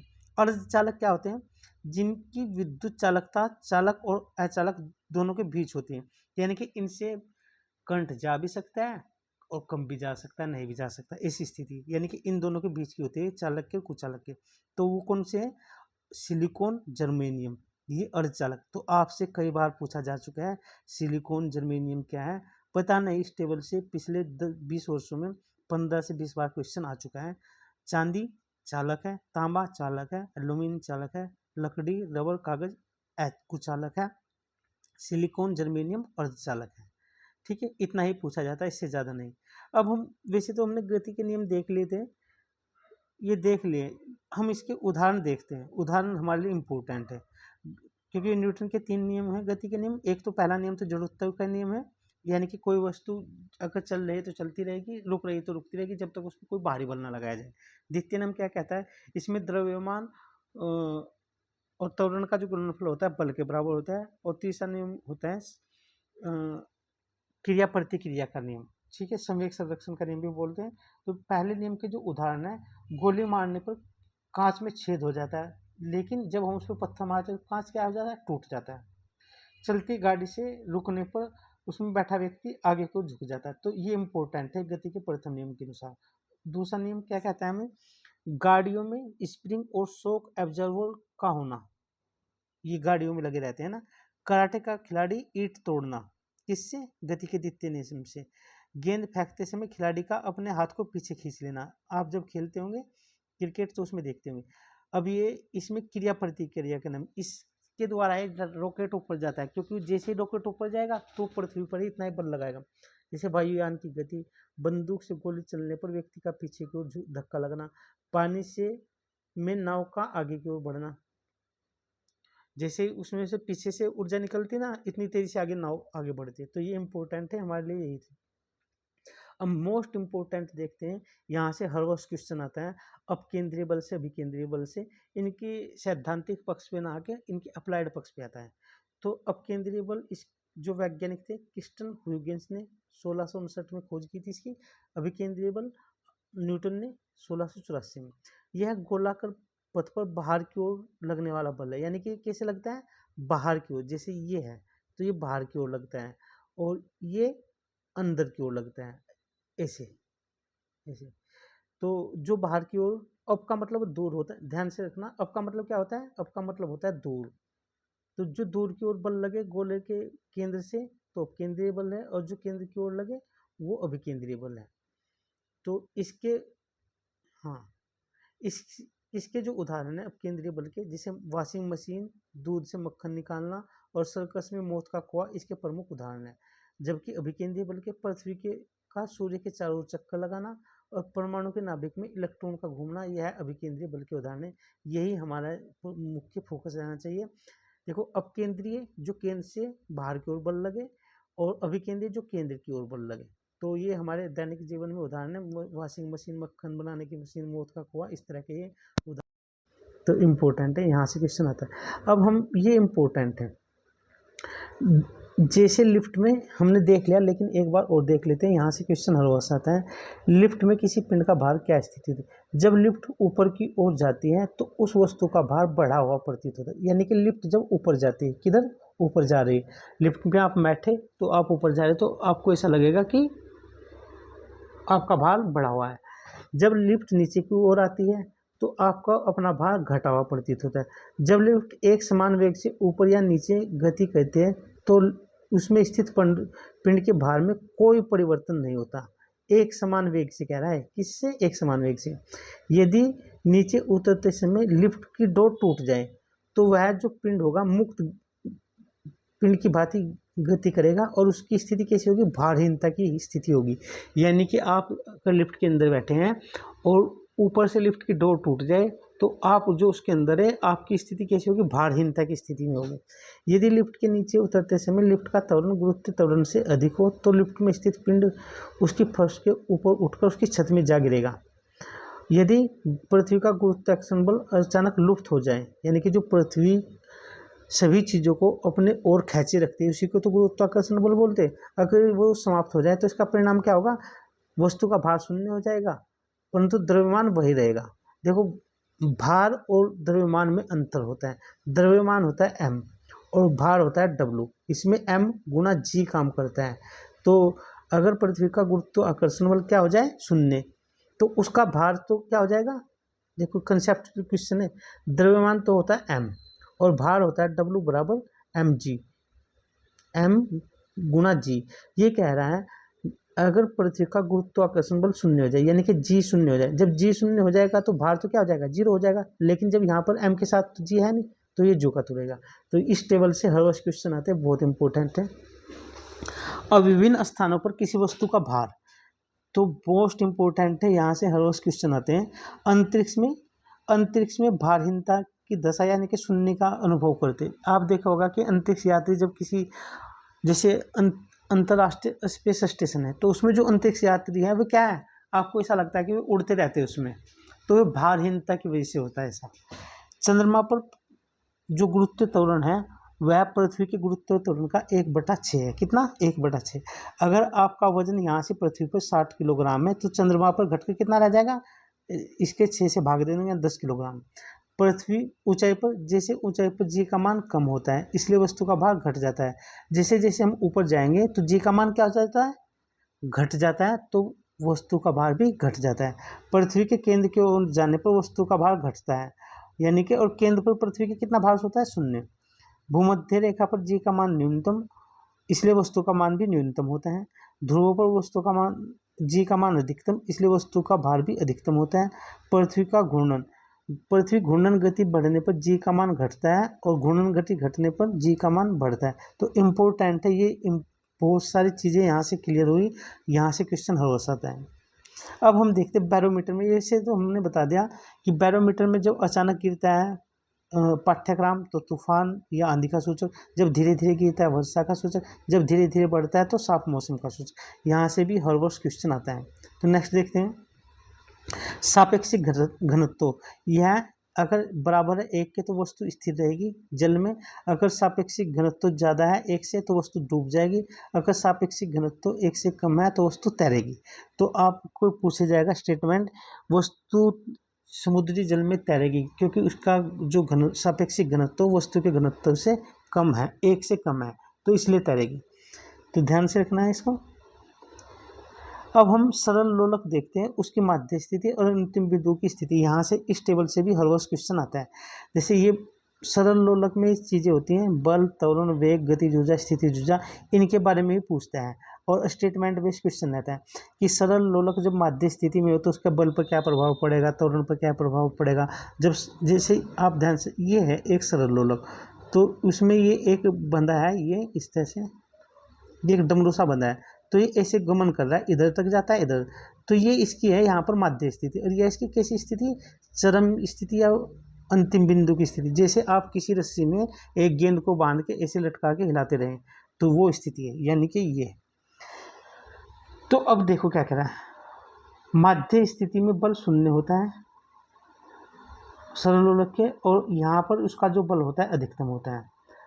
त्वरण शून्य होता है माध्य स्थिति में, और यहाँ पर अंतिम बिंदु पर अधिकतम होता है। वेग अधिकतम होता है माध्य स्थिति में, जबकि अंतिम बिंदु पर शून्य होता है। गतिज ऊर्जा अधिकतम होती है, जबकि यहाँ पर शून्य होती है। स्थितिज ऊर्जा माध्य स्थिति में शून्य होती है, और यहाँ पर क्या होती है, अधिकतम होती है अंतिम बिंदुओं पर। ये अंतिम बिंदु, ये मध्य बिंदु, और ये भी अंतिम बिंदु। इसमें दो अंतिम बिंदु होते हैं, एक मध्य बिंदु। तो ये इंपॉर्टेंट है, यहाँ से अवश्य क्वेश्चन आता है। सरल लोलक में आवर्तकाल पूछा जाता है, ये इंपॉर्टेंट है आवर्तकाल। अब देखो क्या होता है, जैसे आवर्तकाल पर क्या प्रभाव पड़ेगा। गर्मी के दिनों में आवर्तकाल बढ़ जाता है, सरल लोक का क्या हो जाता है, बढ़ जाता है। जाड़े के दिनों में आवर्तकाल इसका घट जाता है, इम्पोर्टेंट है। ऊंचाई पर जाने पर यह बढ़ जाता है, क्योंकि जी घटता है ना, तो लोलक की सरल गति के अनुसार होता है। गहराई पर जाने पर यह बढ़ जाता है, जबकि जी घटता है गहराई के जाने में। पृथ्वी के केंद्र पर सरल लोलक का जो आवर्तकाल होता है अनंत होता है, जबकि पृथ्वी के केंद्र पर जी का मान कितना होता है, शून्य होता है। किसी उपग्रह के अंदर सरल लोलक का आवर्तकाल अनंत होता है, जबकि जी का मान कितना होता है, शून्य होता है। सरल आवर्त गति करने वाले पिंड पर एक बल कार्य करता है, जिसकी दिशा सदैव माध्य स्थिति की ओर होती है, और उसे ही प्रत्यानयन बल कहते हैं। जैसे ये सरल लोलक है, ये ऐसे, तो ये इधर जाता है और इधर जाता है, लेकिन इसकी जो दिशा होगी वो सदैव किधर आने की होगी, इधर। चाहे वो इधर जाए, यहाँ जाए या यहाँ आए, लेकिन वो यहाँ आने की कोशिश करेगा। इसी को ही प्रत्यानयन बोलते हैं, प्रत्यानयन बल। ये वैसे तो हमने देख ली कि किसी उसमें, फिर भी देख लेते हैं, क्योंकि इस टेबल से कई बार क्वेश्चन आया है। विभिन्न माध्यमों में प्रकाश की चाल, तो देखो प्रकाश की मीटर सेकंड में होती है, मीटर प्रति सेकंड में। तो निर्वात में प्रकाश की चाल 3 × 10⁸ मीटर प्रति सेकंड, पानी में 2.25 × 10⁸ मीटर प्रति सेकंड, तारपीन के तेल में 2.04 × 10⁸ मीटर प्रति सेकंड, कांच में 2 × 10⁸ मीटर प्रति सेकंड, रॉक साल्ट में 1.96 × 10⁸ मीटर प्रति सेकंड, नाइलॉन में 1.54 × 10⁸ मीटर प्रति सेकंड। सर्वाधिक चाल किसमें होती है, निर्वात में। प्रकाश की चाल सघन माध्यम में कम होती है और विरल माध्यम में अधिक होती है। तो इम्पोर्टेंट है ये, यहाँ से क्वेश्चन आता है कि प्रकाश की चाल जब एक माध्यम से दूसरे माध्यम में जाता है, सघन माध्यम से विरल माध्यम में जाता है, तो घट जाती बढ़ जाती है। यानी कि जो सघन माध्यम होगा उसमें उसकी चाल कैसी होगी, कम होगी, और जो विरल माध्यम होगा उसकी चाल अधिक होगी। अब हम देखते हैं ध्वनि तरंगे और प्रकाश तरंगे। ध्वनि और प्रकाश में अंतर देखते हैं, और यहाँ से क्वेश्चन आता है। जैसे इनकी विशेषताओं पर प्रश्न पूछता है और स्टेटमेंट बेस होता है, यानी कि कथन कांड में भी पूछ लेता है। ध्वनि जो तरंग है वह है कि आंतरिक तरंग है, और प्रकाश एक विद्युत चुंबकीय तरंग। इसमें माध्यम की आवश्यकता होती है, यानी कि बिना आप जो ध्वनि को बिना माध्यम के ध्वनि तरंग गति नहीं कर सकती। यानी कि आप कहीं पर टक टक करेंगे तो आपको एक माध्यम चाहिए जिस पे आप टक टक कर रहे हैं। जैसे आपने घंटी बजाई, तो मंदिर में घंटी तो लोहे की उससे टकराती है ना दीवार से, तो वो माध्यम है। लेकिन प्रकाश तरंग माध्यम की आवश्यकता नहीं होती, यह निर्वात में भी चलती है। और यह ध्वनि तरंग अनुदैर्ध्य तरंग है। कैसी, अनुदैर्ध्य। इसमें जो ऐसे ये चलती है, जब ऐसे गमन करते हैं तो इसके कण भी इसी के समानांतर गमन करते हैं। लेकिन यह प्रकाश तरंग अनुप्रस्थ तरंग है। जब यह चलती है तो इसमें माध्यम के कण इसके लंबवत गमन करते हैं। तो आपने देखा होगा, जैसे बैटरी, आपने यहाँ से बैटरी से प्रकाश निकला तो वो फैलता जाता है ऐसे, क्योंकि उसके कण माध्यम के चलने की दिशा के लंबवत कंपन कर रहे हैं। ध्वनि निर्वात में नहीं चल सकती, या निर्वात में चल सकती है। और इसमें निर्वात में अधिकतम चाल होती है कितनी, 3 × 10⁸ मीटर प्रति सेकंड। इसकी चाल वायु में नमी का प्रभाव पड़ता है, और इसकी चाल पर कम प्रभाव पड़ता है। देखो, तो इसकी चाल सबसे ज़्यादा किस में होगी, ध्वनि की, ठोस में होगी, द्रव में होगी, गैस में होगी। लेकिन इसकी चाल सबसे ज़्यादा होगी निर्वात में, फिर वायु में, फिर तरल में, ठोस में, और फिर कांच में। अपनी साम्य अवस्थाओं के दोनों ओर आवर्त गति करती है। यह विद्युत क्षेत्र और चुंबकीय क्षेत्र में के परस्पर लंबवत दोलन करते हैं। बिजली कड़कड़ाने की स्थिति में चमक पहले दिखाई देती है। अब हाँ, ये देखो इसका सबसे अच्छा उदाहरण, जहाँ ध्वनि की चाल है 332 मीटर प्रति सेकंड, और इसकी चाल है 3 × 10⁸ मीटर प्रति सेकंड प्रकाश की। तो सबसे ज़्यादा चाल किसकी है, इसकी तो 332 मीटर प्रति सेकंड है ध्वनि की, लेकिन प्रकाश की चाल है 3 × 10⁸ मीटर प्रति सेकंड। इसकी चाल बहुत है। तो जैसे ही आकाश में बिजली चमकती है, उसकी हमें ध्वनि बाद में सुनाई देती है, लेकिन उसका प्रकाश पहले दिखाई दे जाता है। यही देखो, इसने बात भी कह दी, प्रकाश की चाल 3 गुना 10⁸ मीटर प्रति सेकंड होती है, जबकि ध्वनि की चाल 343 मीटर प्रति सेकंड होती है। तो इम्पोर्टेंट है 343 होती है, ना कि 333। फिर हम देखते हैं कुछ घटनाएं देखते हैं, और यहाँ से हर वक्त क्वेश्चन आता है इस टेबल से, और इतने इम्पोर्टेंट है क्वेश्चन कि जब आप एग्जाम देने के लिए जाओगे तो आपको लगेगा कि हाँ ये सारे क्वेश्चन यहीं से आएंगे। जैसे, और इस टेबल से आरओ के एग्जाम में एक क्वेश्चन आया था, अभी बताएंगे कौन सा था वो। हाँ, वो था उसमें कि आप जैसे स्विमिंग पूल में तैरते हैं तो उसमें कैसे दिखाई देते हैं ना, तारों का टिमटिमाना और वास्तविक दूरी से अधिक दूरी पर दिखाई देना, यह किसके कारण होता है? अपवर्तन के कारण। जल के तल पर पड़े सिक्के का अपने वास्तविक गहराई से ऊपर दिखाई देना, अपवर्तन के कारण। तिरछी छड़ का पानी में मुड़ा दिखाई देना, अपवर्तन के कारण होता है। मगरमच्छी का बनना, जैसे मरुस्थलीय क्षेत्र में मिलती है ना, तो यानी कि भ्रम की स्थिति होती है, पूर्ण आंतरिक परावर्तन के कारण। हीरा चमकता है पूर्ण आंतरिक परावर्तन के कारण। प्रकाश तंतु जो फाइबर केबल होता है जिससे हम इंटरनेट या टेलीफोन वगैरह की चीज़ें भेजते थे, वो तो पूर्ण आंतरिक परावर्तन के अंतर्गत ही कार्य करते हैं। आकाश का नीला दिखाई देना प्रकीर्णन के कारण। सुबह शाम सूर्य का लाल दिखाई देना प्रकीर्णन के कारण।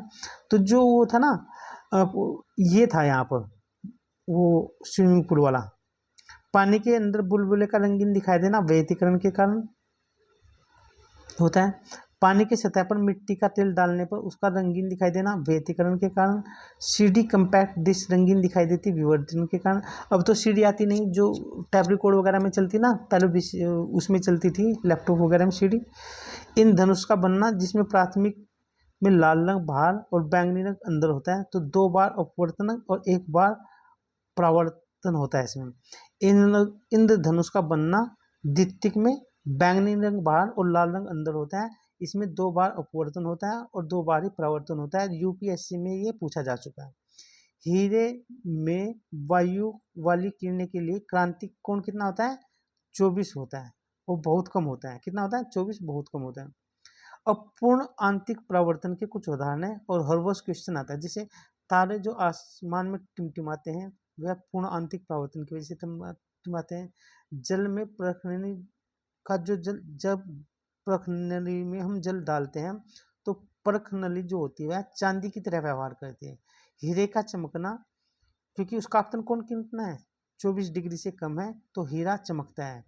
गर्मी के मौसम में रेगिस्तान में मरीचिका, यानी कि रेगिस्तान में हमें ऐसा लगेगा दूर से वहाँ पर पानी, लेकिन वहाँ पर पानी नहीं होता, वो रिफ्लेक्शन की वजह से होता है, और वो किसका? पूर्ण आंतरिक परावर्तन की वजह से होता है। प्रकाश तंतु, ये तो बता ही दिया कि हम इंटरनेट जो फाइबर ऑप्टिक्स में भेजा जाता है, तो वो इसी की वजह से भेजा जाता है। अब उत्तर लेंस बता दिया, इसमें तो कुछ है नहीं। जैसे उत्तर लेंस क्या होता है? ये ऐसा होता है, किनारों पे ये पतला होता है, बीच में मोटा होता है, और ये कैसा होता है? ये ऐसे होता है, ये यहाँ पर किनारों पे मोटा होता है, बीच में पतला होता है उत्तर लेंस। ठीक है, इसमें किरण पुंज एकत्रित होती है और इसमें फैलती है, इसलिए इसको अभिसारी और इसको अपसारी बोलते हैं। और आपको पता है कि इसका प्रयोग, अब ये देखते हैं, यहाँ से क्वेश्चन पिछले 2-3 वर्षों से लगातार आ रहा है, और इसमें एंगस्ट्रॉम पे, अभी तक तो एंगस्ट्रॉम पे भी पूछा गया, लेकिन इस पे भी पूछा जा सकता है, नैनोमीटर पे भी।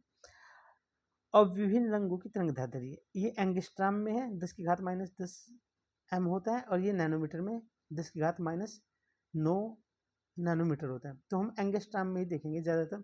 जैसे जो बैंगनी है वो 3800 से लेकर 4500 के बीच होती है। आसमानी 4200 से लेकर 4500 तक होता है। नीला 4500 से 4950 तक। हीरा यानी कि हरा 5950 से लेके 4950 से लेके 5700 तक। पीला 5700 से लेके 5900 तक।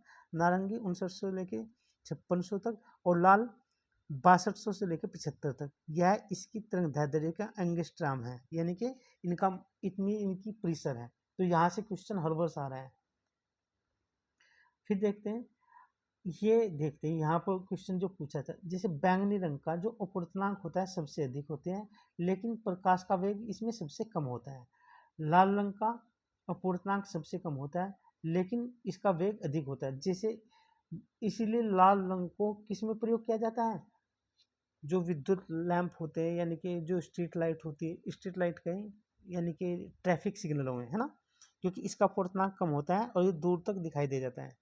तो अब देखते हैं कुछ रंग देखते हैं। रंग 3 तरह के होते हैं, प्राथमिक रंग, द्वितीयक रंग और पूरक रंग। प्राइमरी रंग, प्रकाश में 7 रंगों से जो हम सूर्य का प्रकाश आता है उसमें 7 रंग होते हैं, आपको पता है। उसमें से जो 3 रंग है, लाल, नीला और हरा, यानी कि लाल, नीला और हरा, इन्हीं को प्राथमिक रंग कहा जाता है। इन्हीं के अनुपात में सभी रंग मिलकर बनते हैं, यानी कि जो हमारा प्रकाश जब किसी उससे गुजरता है तो उसमें से 7 रंग निकलते हैं, आपने देखा होगा। तो उसमें से जो 3 रंग है, लाल, हरा, नीला, वही प्राथमिक रंग कहलाते हैं। जब इन तीनों रंगों से ये जो लाल, हरा, नीला है, इनके 2 रंगों के मिलने से कोई नया रंग बनता है, उसको द्वितीयक रंग बोलते हैं। यानी कि 2 प्राथमिक रंगों के मिलने से जब भी कोई रंग नया बनता है, उसको क्या बोलते हैं? द्वितीयक रंग। जैसे लाल और नीला से मजेंटा बनता है, नीला हरा से सियान बनता है, लाल हरा से पीला बनता है। और आपको पता है कि टीवी, जो हमारा टीवी होता है, उसमें प्राथमिक रंगों का ही प्रयोग किया जाता है। अब पूरक रंग कौन से होते हैं? 2 रंगों के मिलने से श्वेत रंग प्राप्त होता है, उन्हें एक दूसरे का पूरक कहा जाता है। यानी कि जब भी 2 रंग मिलते हैं तो हमें हमेशा व्हाइट ही रंग प्राप्त होता है। तो ऐसे जो जो 2 रंग है जिनके मिलने से श्वेत बनता है, उनको पूरक रंग कहते हैं। जैसे हरा का जब मजेंटा मिलता है तो श्वेत बनता है, लाल, हरा, नीला जब मिलते हैं तो सफ़ेद बनता है, नीला, पीला जब मिलते हैं तो सफ़ेद बनता है, लाल और सियान मिलते हैं तो तब भी सफ़ेद बनता है। तो ये आपसे पूरक रंग पूछे जाते हैं। प्राथमिक रंग कौन से हैं, द्वितीयक रंग कौन से, पूरक रंग कौन से। तो इम्पोर्टेंट है, कभी कभी श्वेत रंग के बारे में पूछ लेगा कि कौन कौन से रंग मिलके श्वेत। ये तो देख लिया, दूरदृष्टि दोष, निकट दृष्टि दोष, इसमें कुछ है नहीं। सूक्ष्मदर्शी या दूरदर्शी देखते हैं।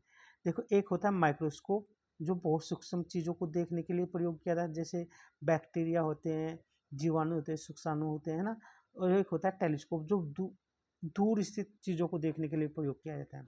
ये छोटी वस्तु को देखने के लिए, और यह लंबी दूरी की वस्तु को देखने के लिए प्रयोग किया जाता है।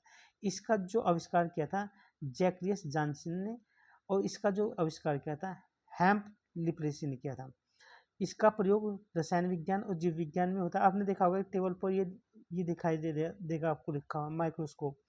लेकिन जहाँ पर खगोल शास्त्री होंगे वहाँ पर ये दूरबीन दिखाई देगी। इससे क्योंकि हम अंतरिक्ष देखते हैं। इसका सर्वप्रथम प्रयोग किया गया था रॉबर्ट हुक ने, और इसका प्रथम प्रयोग किया गया था गैलीलियो ने। तो इम्पोर्टेंट है। ये तो हमने देख लिया, जरा दृष्टि दोष, और ये इसमें कुछ ये टेबल रह गई थी हमारी, ये हमने छोड़ के चले थे। अब देखते हैं, और ये परीक्षा में आया है और के एग्जाम में ही, यहाँ से क्वेश्चन इसी टेबल से।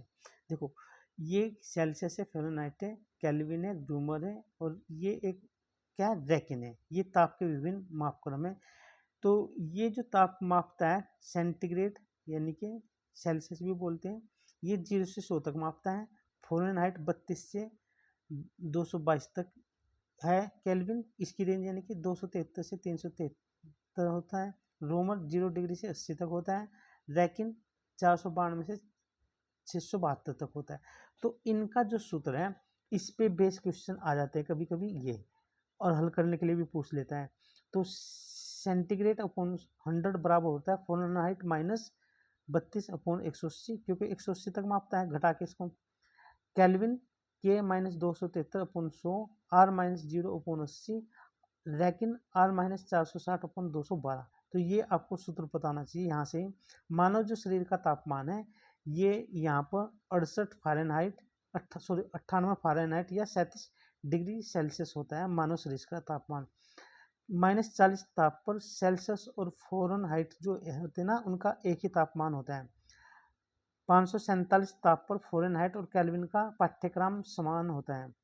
-25 डिग्री तापमान पर फ़ारेनहाइट और ड्यूमर का पाठ्यक्रम समान होता है, पाठ्यांक जो होता है। और 0 डिग्री ताप पर सेल्सियस और ड्यूमर पैमानों का जो क्रमांक होता है, यानी कि जो मापन होता है वो समान होता है। केल्विन स्केल पर मानव जो शरीर का तापमान है 310 केल्विन होता है। जैसे यहाँ पर देखो, यहाँ पर फ़ारेनहाइट में मनुष्य के शरीर का तापमान कितना है, 98 फ़ारेनहाइट, और यहाँ पर 37 सेंटीग्रेड, और यहाँ पर 310 केल्विन। तो ये इम्पोर्टेंट है, ये पूछे जा चुके हैं। हाँ, ये कोई नहीं। अब हम द्रव, गैस और ताप की स्थितियाँ देखते हैं। ये यहाँ से क्वेश्चन जो आते हैं कंसेप्ट बेस आते हैं, जैसे गलन, मेल्टिंग पॉइंट। गलन से क्या आता है, ठोस द्रव में बदल जाता है। हिमन यानी कि फ्रीजिंग से द्रव ठोस में बदल जाता है, जैसे पानी का बर्फ में बदलना है ना। और गलन का यानी कि ठोस का द्रव में बदल जाना। वाष्पीकरण का द्रव का गैस में बदल जाना। संघनन का गैस से द्रव में बदल जाना, यानी कि संघनन की प्रक्रिया वर्षण में क्या होती है, संघनन ऊपर जो चीजें होती है वायुमंडल। ऊर्ध्वापातन का ठोस से गैस में बदल जाना। और जमाव का गैस से ठोस में बदल जाना। और आयनीकृत का गैस से प्लाज्मा में बदल जाना। ये कुछ इंपॉर्टेंट उदाहरण थे, उनकी स्थितियाँ थी, यहाँ से क्वेश्चन आते हैं। और गैर आयनीकृत यानी कि प्लाज्मा से जब वापस गैस में बदलते हैं, इसको गैर आयनीकृत कहा जाता है। अब हम यहाँ से देखते हैं इंपॉर्टेंट क्रिया। ऊष्मा का जो संचलन होता है वो 3 तरह से होता है, जैसे चालन के द्वारा, संवहन के द्वारा और विकिरण के द्वारा। तो उसी के बारे में हम देखते हैं, चालन, संवहन और विकिरण। तो इस चालन के लिए माध्यम की आवश्यकता होगी, बिना इसके जा नहीं सकती ऊष्मा। जैसे लोहे के एक तरफ से हम छड़ को गर्म करेंगे तो उसका दूसरा हिस्सा भी गर्म हो जाएगा। इसमें संवहन में भी माध्यम की आवश्यकता होती है, लेकिन विकिरण में माध्यम की आवश्यकता नहीं होती। जैसे सूर्य का जो प्रकाश आता है तो वो कैसा आता है, उसके लिए माध्यम की आवश्यकता नहीं। इसमें माध्यम के कण अपना स्थान नहीं छोड़ते, इसमें माध्यम के कण स्वयं ऊष्मा का स्थान ले लेते हैं। इसमें कण कोई भी भूमिका नहीं होती है। ऊष्मा की गति टेढ़ी मेढ़ी होती है, ऊष्मा की गति टेढ़ी मेढ़ी होती है। इसमें क्या है, ऊष्मा का जो स्थानांतरण होता है सीधी एक रेखा में चलता है। इसमें माध्यम गर्म हो जाता है, इसमें भी माध्यम गर्म हो जाता है, इसमें माध्यम गर्म नहीं होता है। ठीक है। अच्छा, इसमें उस जो ऊष्मा का स्थानांतरण होता है उसकी गति धीमी होती है, इसमें भी गति धीमी होती है, लेकिन इसमें गति बहुत तीव्र होती है। इसमें यह अधिकांशतः ठोस में होता है, यह केवल द्रव और गैस में होता है संवहन, और यह हमेशा निर्वात और पारदर्शी पदार्थों में इसका संभव है, किसका, विकिरण का। तो ये इंपॉर्टेंट है, यहाँ से क्वेश्चन आते हैं। अब कुछ घटनाएं और उनकी संभावित प्रक्रियाएं बहुत इंपॉर्टेंट है, और ये क्या है, उदाहरण बेस है, यानी कि अनुप्रयोग बेस है। यहाँ से क्वेश्चन हर वर्ष आता है। जैसे सूती के कपड़ों में, सूती के कपड़ों के मिलों को समुद्र के किनारे पर स्थित होना अधिक शांतता के कारण, यानी कि क्या है, जो कपड़ा बनाने की फैक्ट्री होती है वो अधिकतर तटीय क्षेत्रों में लगाई जाती है। उसकी वजह क्या है, अधिक आर्द्रता के कारण उसको वहाँ पर लगाया जाता है। तो ये एक कारण है, ये आपसे ऑप्शन में पूछा जा सकेगा, कथन कारण में भी पूछा जा सकता है। प्रेशर कुकर में भोजन का जल बनना, उसका क्या कारण है, दाब बढ़ाने का कारण क्वथनांक बिंदु भी बढ़ जाता है। तालाब में जल के जमने पर भी मछलियां जीवित रहती है, कारण क्या है इसका, तालाब के अंदर जल का तापमान 4 डिग्री से कम नहीं होता। ठंड में जो जल है ना, पाइप फट जाते हैं, यानी कि जो पानी के पाइप होते हैं, जब उसमें ठंड की वजह से पानी जम जाता है तो उनका जमने से उसका आयतन बढ़ जाता है, तो पाइप फट जाते हैं। यही बात कही है ना। फिर आगे, पसीने का वायु के संपर्क में आने पर हमें ठंडा एहसास होता है। जब आपको कभी कभी देखा होगा कि आपको पसीना आ रहा है, पंखे में बैठ गए तो आपको ठंड का अनुभव होता है, वो ऐसा कब होता है, वाष्पन के कारण। लाल रंग की वस्तु गर्म होने पर हरा दिखाई देती है। लाल रंग को छोड़कर अन्य सभी 6 रंगों की वस्तुएं संयुक्त का हरा दिखाई देना, है ना। गर्मी में सुराही का ठंडा होना, क्योंकि यह वाष्पन और संघनन के कारण होता है। आप गर्मी के मौसम में जैसे घड़े ले आते हो ना मार्केट से कि पानी ठंडा पियेंगे, तो वह किस वजह से होता है, वाष्पन और संघनन की वजह से। बरसात में कपड़े नहीं सूखते, वजह क्योंकि सापेक्षिक आर्द्रता बढ़ने के कारण वाष्पन की दर क्या हो जाती है, घट जाती है। तो ये इंपॉर्टेंट है, यहाँ से कथन कारण के क्वेश्चन पूछे जाते हैं। अच्छा, ध्वनि की, ये हमने ध्वनि की चाल देख लेते हैं। तीव्रता, ये ध्वनि का स्रोत है, और ध्वनि को जो नापते हैं डेसिबल में नापते हैं। अगर हम कोई व्यक्ति साधारण किसी से बातचीत कर रहा है तो वो 30 से 40 डेसिबल के बीच, गुस्से में बात कर रहा है तो 50 से 60 डेसिबल। जैसे ट्रक और ट्रैक्टर की जो आवाज़ होगी 90 से 100 डेसिबल के बीच। आर्केस्ट्रा म्यूजिक यानी कि जो आप डीजे वगैरह बजाते हैं तो 100 डेसिबल। विद्युत motor 110 decibel. Motorcycle 110 decibel. Siren जो बजते हैं 110 डेसिबल से 120 डेसिबल। जेट विमान 140 से 150 decibel. Machine gun 170 decibel. Missile जब आपके पास से जाएगी 180 डेसिबल, इसका वो होता है तीव्रता। अब ये हमारे कुछ, हाँ, कुछ मैक संख्या है, और ये मैक संख्या किसकी है, जो हमारी मिसाइल है। आपको पता होना चाहिए कि कौन मिसाइल कैसी है, उसकी गति क्या है, तभी तो आप पता चल पाएगा कि मिसाइल किस तरह की। तो ये पूछे जाते हैं परीक्षा में।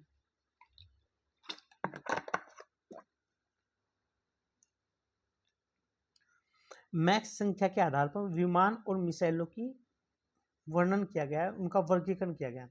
जैसे कोई विमान सबसोनिक गति से होगा, ट्रांससोनिक होगा, या सुपरसोनिक होगा, या हाइपरसोनिक होगा। जैसे अभी हाइपरसोनिक मिसाइल से हमला किया ईरान ने, किसके ऊपर? इजराइल के ऊपर। जो उसका रडार सिस्टम या एयर डिफेंस सिस्टम था वो भी उसको ध्वस्त नहीं कर पाया, क्योंकि हाइपरसोनिक बहुत स्पीड थी, और इससे भी ज़्यादा होती है उच्च हाइपरसोनिक। तो देखो, सबसोनिक जो होती है जिसकी गति 0 से लेके 0.8 हो, तो उसकी जो गति होती है 980 किलोमीटर प्रति घंटा, यानी कि 1000 के लगभग ये घंटे में पहुंच जाएगी। ट्रांससोनिक यानी कि 0.8 से 1.2 तक, यानी कि 980 से 1200 किलोमीटर प्रति घंटा। सुपरसोनिक 1.2 से 5 यानी कि 5 मैक तक की मिसाइल है हमारे पास, जैसे कौन सी? अग्नि, है ना। तो ये 1235 से लेके 6126 किलोमीटर प्रति घंटा, यानी कि ये अमेरिका पहुंचने में 1 घंटे का भी कम से मिलेगी। हाइपरसोनिक मिसाइल, इसकी जो गति होती है 5 मैक से लेके 10 मैक के बराबर होती है, और यह 6126 किलोमीटर से 12251 किलोमीटर तक प्रति घंटे की रफ्तार से जाती है, यानी कि 1 घंटे में यह अमेरिका में पहुंच जाएगी। उच्च हाइपरसोनिक यह 10 मैक से 25 मैक तक के बीच होती है, 12251 से लेकर 30626 किलोमीटर प्रति घंटा, यानी कि 1 घंटे में यह पूरी पृथ्वी का पूरा चक्कर लगा देगी, एक ही उच्च हाइपरसोनिक। तो ये इस तरह से मैक थी इनकी गति थी। अब हम ध्वनि नहीं, तरंग है, तरंग के प्रकार देख लेते हैं। यहाँ से क्वेश्चन आता है। तो तरंगों का वर्गीकरण कई आधारों पर किया जाता है। एक तो माध्यम के आधार पर, एक कणों के कंपन के आधार पर, एक ये है माध्यम के कंपन के आधार पर, और ऊर्जा के गमन के आधार पर। माध्यम के आधार पर यांत्रिक तरंग होते हैं और विद्युत चुम्बकीय तरंग होती है। यांत्रिक तरंगे निर्वात में नहीं चल सकती, और विद्युत चुम्बकीय तरंगे कैसी होती है? गैर यांत्रिक होती है, यानी कि ये निर्वात में चल सकती है।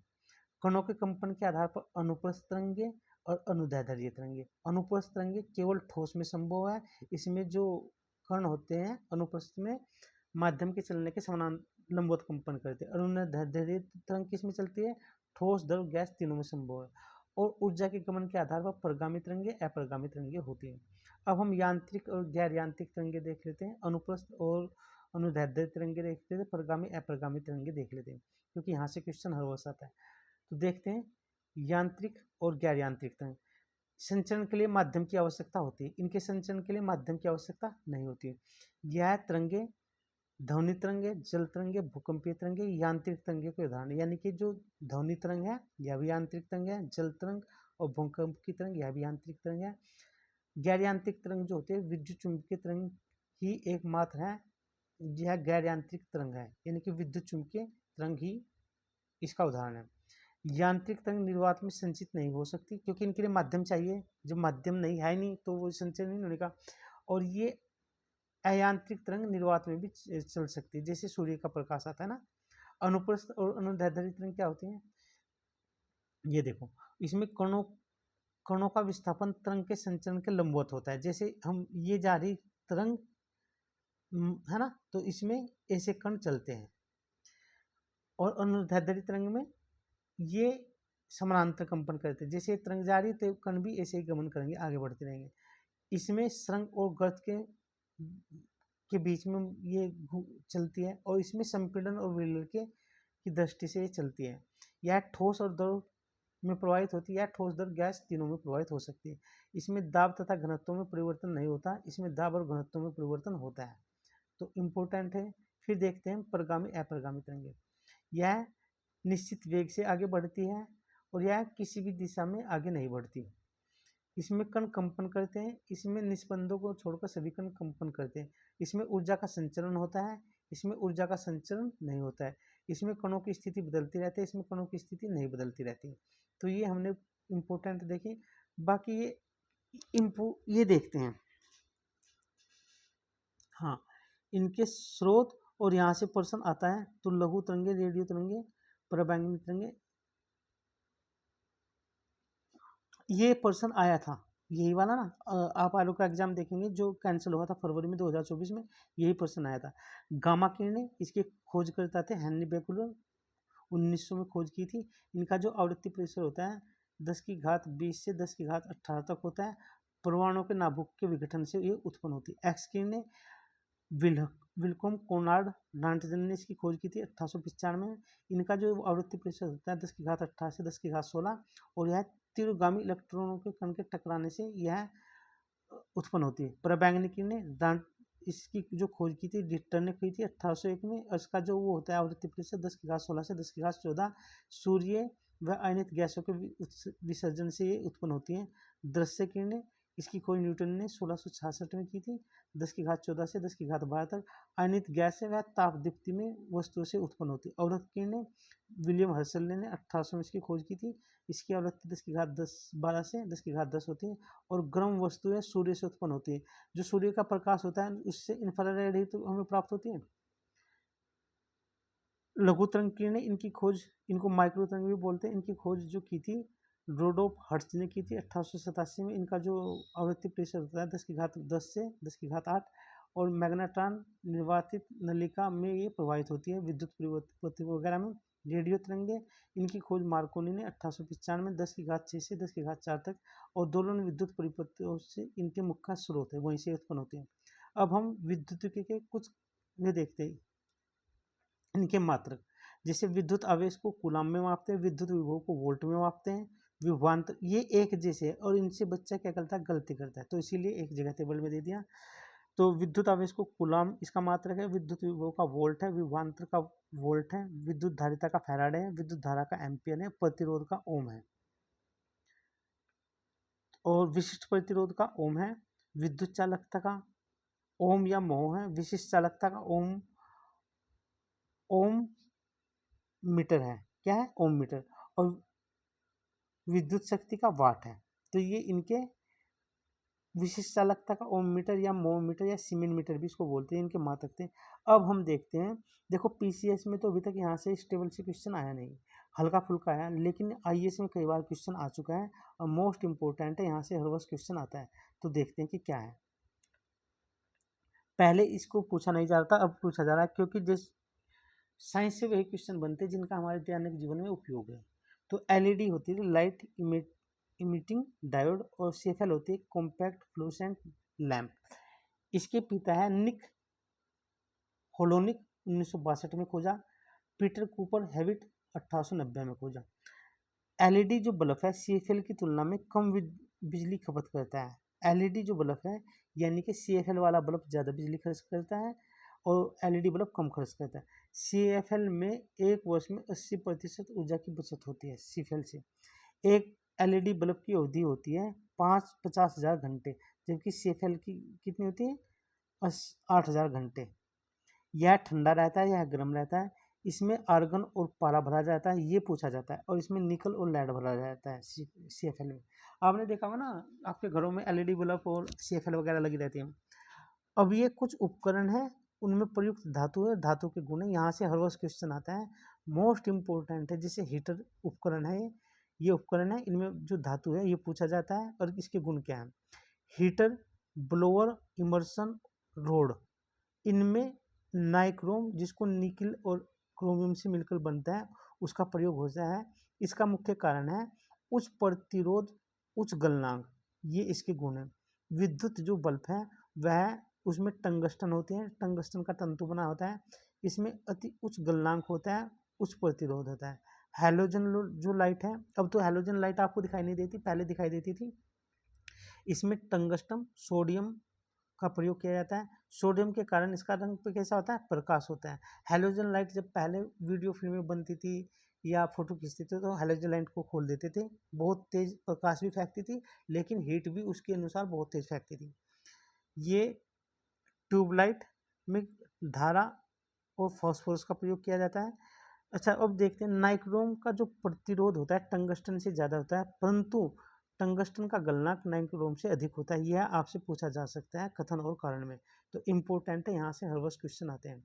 इस टेबल से आपको बहुत सारे क्वेश्चन मिलेंगे, और मोस्ट इम्पोर्टेंट यह है क्योंकि इसमें वही थीम ली गई जो यूपीपीसीएस पूछ रहा है या यूपीएससी पूछ रहा है। ट्यूबलाइट में लेप और प्रकाश के रंग, जैसे कैडमियम बोराइड ये पदार्थ है, इसका रंग कैसा होता है? जब हम पर जो हमारे बल्ब होते हैं तो उनमें आप देखते हैं कि कई तरह के रंग होते हैं, तो किस वजह से उनके रंग होते हैं? तो उसमें ना कैडमियम बोरेट का लेप किया रहता है, तो इसलिए उसका रंग कैसा होता है? गुलाबी रंग का। जिंक बेरिलियस सिलिकेट का रंग पीला प्रकाश देता है। जिंक सिलिकेट हरा प्रकाश देता है। मैग्नीशियम टंगस्टेट हल्का नीला प्रकाश देता है। Magnesium tungstate plus zinc beryllium silicate श्वेत प्रकाश देता है। जिंक सल्फाइड या कैडमियम बोरेट नीला रंग देता है। तो ये पूछे जाते हैं परीक्षा में हर बार। ये टेबल हमने देख ली कि इसका तरंग परिचय क्या है, किसने इसकी खोज की, रिटर्न ने, एक्स किरणें, गामा किरणें, ये हमने देख लिए। अब हम देखते हैं, ये भी देख लिया है। हाँ, ये देखते हैं। देखो, जो शोर होता है उसमें डेसिबल, जो शांत क्षेत्र होता है 50 डेसिबल के लिए है। आवासीय क्षेत्र होता है 55 डेसिबल। व्यापारिक क्षेत्र होता है 65 डेसिबल। औद्योगिक क्षेत्र है 70 डेसिबल। यानी कि इतना का डेसिबल वहाँ पर ध्वनि का है, तो उसे शांत, आवासीय, व्यापारिक या औद्योगिक क्षेत्र के रूप में वर्गीकृत किया जाता है।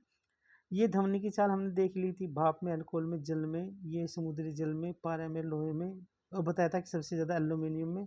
ये ध्वनि की चाल देख ली। ये देखते हैं, इम्पोर्टेंट है। जैसे एक बी टी एच यू बराबर होता है 252 कैलोरी के। एक कैलोरी बराबर होता है 4.186 जूल के। ये पीसीएस में पूछा जा चुका है, और यह भी पीसीएस में पूछा जा चुका है। 1 किलो कैलोरी होता है 4186 जूल के या 1000 कैलोरी के। तो ये पूछे जा चुके हैं। ब्रिटिश थर्मल यूनिट बोलते हैं, ये बहुत इंपॉर्टेंट है। अब तक कम से कम 8 से 9 बार पिछले 15 वर्षों में पूछे जा चुके हैं यही। अच्छा, ये उष्मा, विशिष्ट उष्मा, ये नहीं है। इसको देखते हैं। कुछ पदार्थों की विशिष्ट उष्मा या विशिष्ट उष्मा धारिता, ये जूल किलोग्राम केल्विन में है। जैसे बर्फ की होती है 2100, पारा की 140, लेड की 130, लोहे की 460, कैरोसिन की 210 और जल की 4200। विभिन्न माध्यम में प्रकाश की चाल, ये तो हमने देख ली, ये देख लिया है, इसमें कोई नहीं। हाँ, ये देखते हैं। वस्तु के नाम सफ़ेद किरणों में, लाल किरणों में, हरी किरणों में, पीली किरणों में, नीली किरणों में। जैसे सफ़ेद कागज सफ़ेद किरणों में कैसा दिखाई देगा? सफ़ेद दिखाई देगा। लाल किरणों में लाल दिखाई देगा। हरा हरा दिखाई देगा। और पीले में पीला दिखाई देगा। नीले में नीला दिखाई देगा। यानी कि ये जो है, लाल कागज सफ़ेद में लाल दिखाई देगा, लाल में भी लाल दिखाई देगा, हरे में लाल काला दिखाई देगा, पीले में पीले किरणों में काला दिखाई देगा, और नीली किरणों में काला दिखाई देगा। तो आप ये ध्यान देख रहे हैं। देखो, ये यहाँ से जैसा ये होगा, ये वाला सफ़ेद में ये बिल्कुल एज इट इज होगा, बाकी सारी जगह काला होगा। जैसे हरा हरा, और उस रंग में भी हरा ही दिखाई देगा। जैसे हरे में हरा दिखाई देगा, बाकी जगह काला दिखा। जैसे पीला, यहाँ पर भी पीला, और पीले रंग में भी ये पीला ही दिखाई देगा। यानी कि जो जैसा रंग होगा प्रकाश में, सफ़ेद किरणों में, और उस कलर के जिसका वो कलर होगा उसमें, तो वह वैसा ही दिखाई देगा, बाकी में सबको अलग दिखाई देगा। जैसे यहाँ पर ये हरा है, तो यहाँ पर हरे रंग में हरा दिखाई दे रहा है, इसमें तो बिल्कुल सेम ही दिखाई देगा। पीले में अब नीला, देखो जहाँ पर नीला होगा यहाँ पर भी नीला, और यहाँ पर भी नीला। तो ये ध्यान रखना है। यानी कि कोई भी कागज, वो एक तो सफ़ेद रंग में ऐसा ही दिखाई देगा जैसा वो होगा मूल रूप में, और उस रंग की किरणों में भी वैसा ही दिखाई देगा जिस रंग की किरणों में और जिस रंग का वह कागज होगा। तो ये ध्यान रखना, बस ये इसका एक सूत्र है। अच्छा, वोल्ट ये हमने बता दिया। वोल्टेशाल विद्युत अपघट्टे कि इसमें जस्ता एनोड कैथोड क्या होता है, ये बता दिया है। मूल कण, हाँ ये देख लेते हैं। मूल कण ये इंपॉर्टेंट है, यहाँ से क्वेश्चन आते हैं। जैसे मूल कण है प्रोटॉन, और इसकी खोज की थी प्रोटॉन की गोल्डस्टीन ने। न्यूटन, और इस पे होता है कितना पॉजिटिव धनात्मक होता है 1.6 गुना 10 की घात -19 न्यूटन। इस पे कोई आवेश नहीं होता, ये आवेश रहित होता है। इसकी खोज चैडविक ने की थी। इलेक्ट्रॉन, यह ऋणात्मक कण होता है, यानी कि ऋणात्मक आवेश होता है। -1.6 गुना 10 की घात -19 ऋणात्मक आवेश होता है। जे थॉमसन ने इसकी खोज की थी। पॉजिट्रॉन, इसकी खोज एंडरसन ने की थी, इस पे धनात्मक आवेश होता है। और इस इलेक्ट्रॉन का एंटी कण है यह। न्यूट्रिनो, इस पे क्या होता है, इसका द्रव्यमान भी जीरो होता है और इसका आवेश भी जीरो होता है। पाउली ने इसकी खोज की थी। पाइमेसोन, यह धनात्मक और ऋणात्मक दोनों तरह का होता है। युकावा जापान के वैज्ञानिक है, उन्होंने इसकी खोज की थी। और फोटॉन, इसमें भी न्यूट्रॉन की तरह द्रव्यमान भी इसका शून्य होता है, आवेश भी शून्य होता है। आइंस्टीन ने इसकी खोज की थी। तो ये कुछ तत्व थे, इम्पोर्टेंट है हमारे लिए। इनकी खोज भी पूछता है किसने की थी, इन पे आवेश भी पूछता है। अब ये इम्पोर्टेंट टेबल है, यहाँ से क्वेश्चन हर वर्ष ही आते रहते हैं। जैसे देखिए, रेडियो जो पदार्थ होते हैं उनसे तीन तरह की किरणें निकलती है, अल्फा किरणें, बाटा किरणें, बीटा किरणें, गामा किरणें। तो उनके गुण पूछ रहा है कि क्या क्या होते हैं, ये यहाँ पर रख लेते हैं। जैसे इसकी उत्पत्ति होती है नाभिक से, अल्फा नाभिक से, ठीक है। नाभिक से यानी कि नाभिक से तो तीनों की उत्पत्ति होती है। इनकी जो प्रकृति होती है, अल्फा किरणें होती है धनात्मक, ये ऋणात्मक, ये उदासीन होती है। इनकी रचना होती है 2He हीलियम, ये इलेक्ट्रॉन और ये फोटोन होते हैं। इनका द्रव्यमान शून्य होता है, आपको इसका ध्यान रखना। इस पे जो आवेश होता है 2 इलेक्ट्रॉनों के बराबर होता है, पॉजिटिव आवेश होता है। इसका जो आवेश होता है 1 इलेक्ट्रॉन के आवेश के बराबर होता है, निगेटिव होता है। इसका आवेश कैसे होता है, शून्य होता है। फोटोग्राफी प्लेटों पर ये प्रभाव डालता है, या भी डालता है, या भी डालता है। विद्युत चुंबकीय क्षेत्र का प्रभाव, विद्युत व चुंबकीय क्षेत्र का प्रभाव इस पे भी पड़ता है, इस पे भी पड़ता है, लेकिन इस पे नहीं पड़ता है। तो यही इम्पोर्टेंट था। आज हमने यह फिजिक्स की क्लास देखी, और इम्पोर्टेंट जितने भी महत्वपूर्ण थीम थी, यानी कि जो हमारी यह सेशन चल रहा है MRT 300 के चल रहा है। MRT का मतलब है मोस्ट रिपीटेड थीम। हमने पिछले 25 से 30 वर्षों में जिस थीम से क्वेश्चन बने उन्हीं को सबको कलेक्ट किया है, उसी की यह क्लास थी। आगे भी इन्हीं थीम से क्वेश्चन आते रहेंगे। आपको यह क्लास बार बार देखनी है एग्जाम तक। यहीं से आपके 4 से 5 क्वेश्चन आराम से मिल जाएंगे, क्योंकि सबसे ज़्यादा क्वेश्चन बायो पोर्शन से आते हैं। उसकी क्लास लगभग आपकी 3 घंटे की रहेगी, ये तो 2 घंटे से भी कम की होगी। तो आप कोई भी PDF टेलीग्राम चैनल से जाके डाउनलोड कर सकते हैं। अभी MRT 300 के अंतर्गत हम पूरी GS करा रहे हैं। पूरी GS में अभी तक ज्योग्राफी कंप्लीट हो चुकी है, वर्ल्ड एंड इंडिया ज्योग्राफी, पर्यावरण पूरा हो चुका है, पोल्ट्री हो चुकी, और यह है हमारी साइंस के अंतर्गत रसायन विज्ञान की यानी कि केमिस्ट्री की क्लास हो चुकी है। फिजिक्स की यह दूसरी क्लास थी। अब नेक्स्ट क्लास होगी बायो की। उसके बाद हम हिस्ट्री में मिडवल, प्राचीन और आधुनिक बाद, और उसके बाद एक क्लास बच जाएगी इसकी इकोनॉमी की। तो आपकी पूरी GS क्लास हो जाएगी।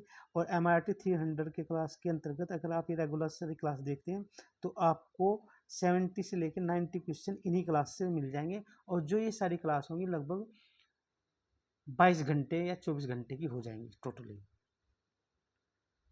तो आज ये यहीं तक ही।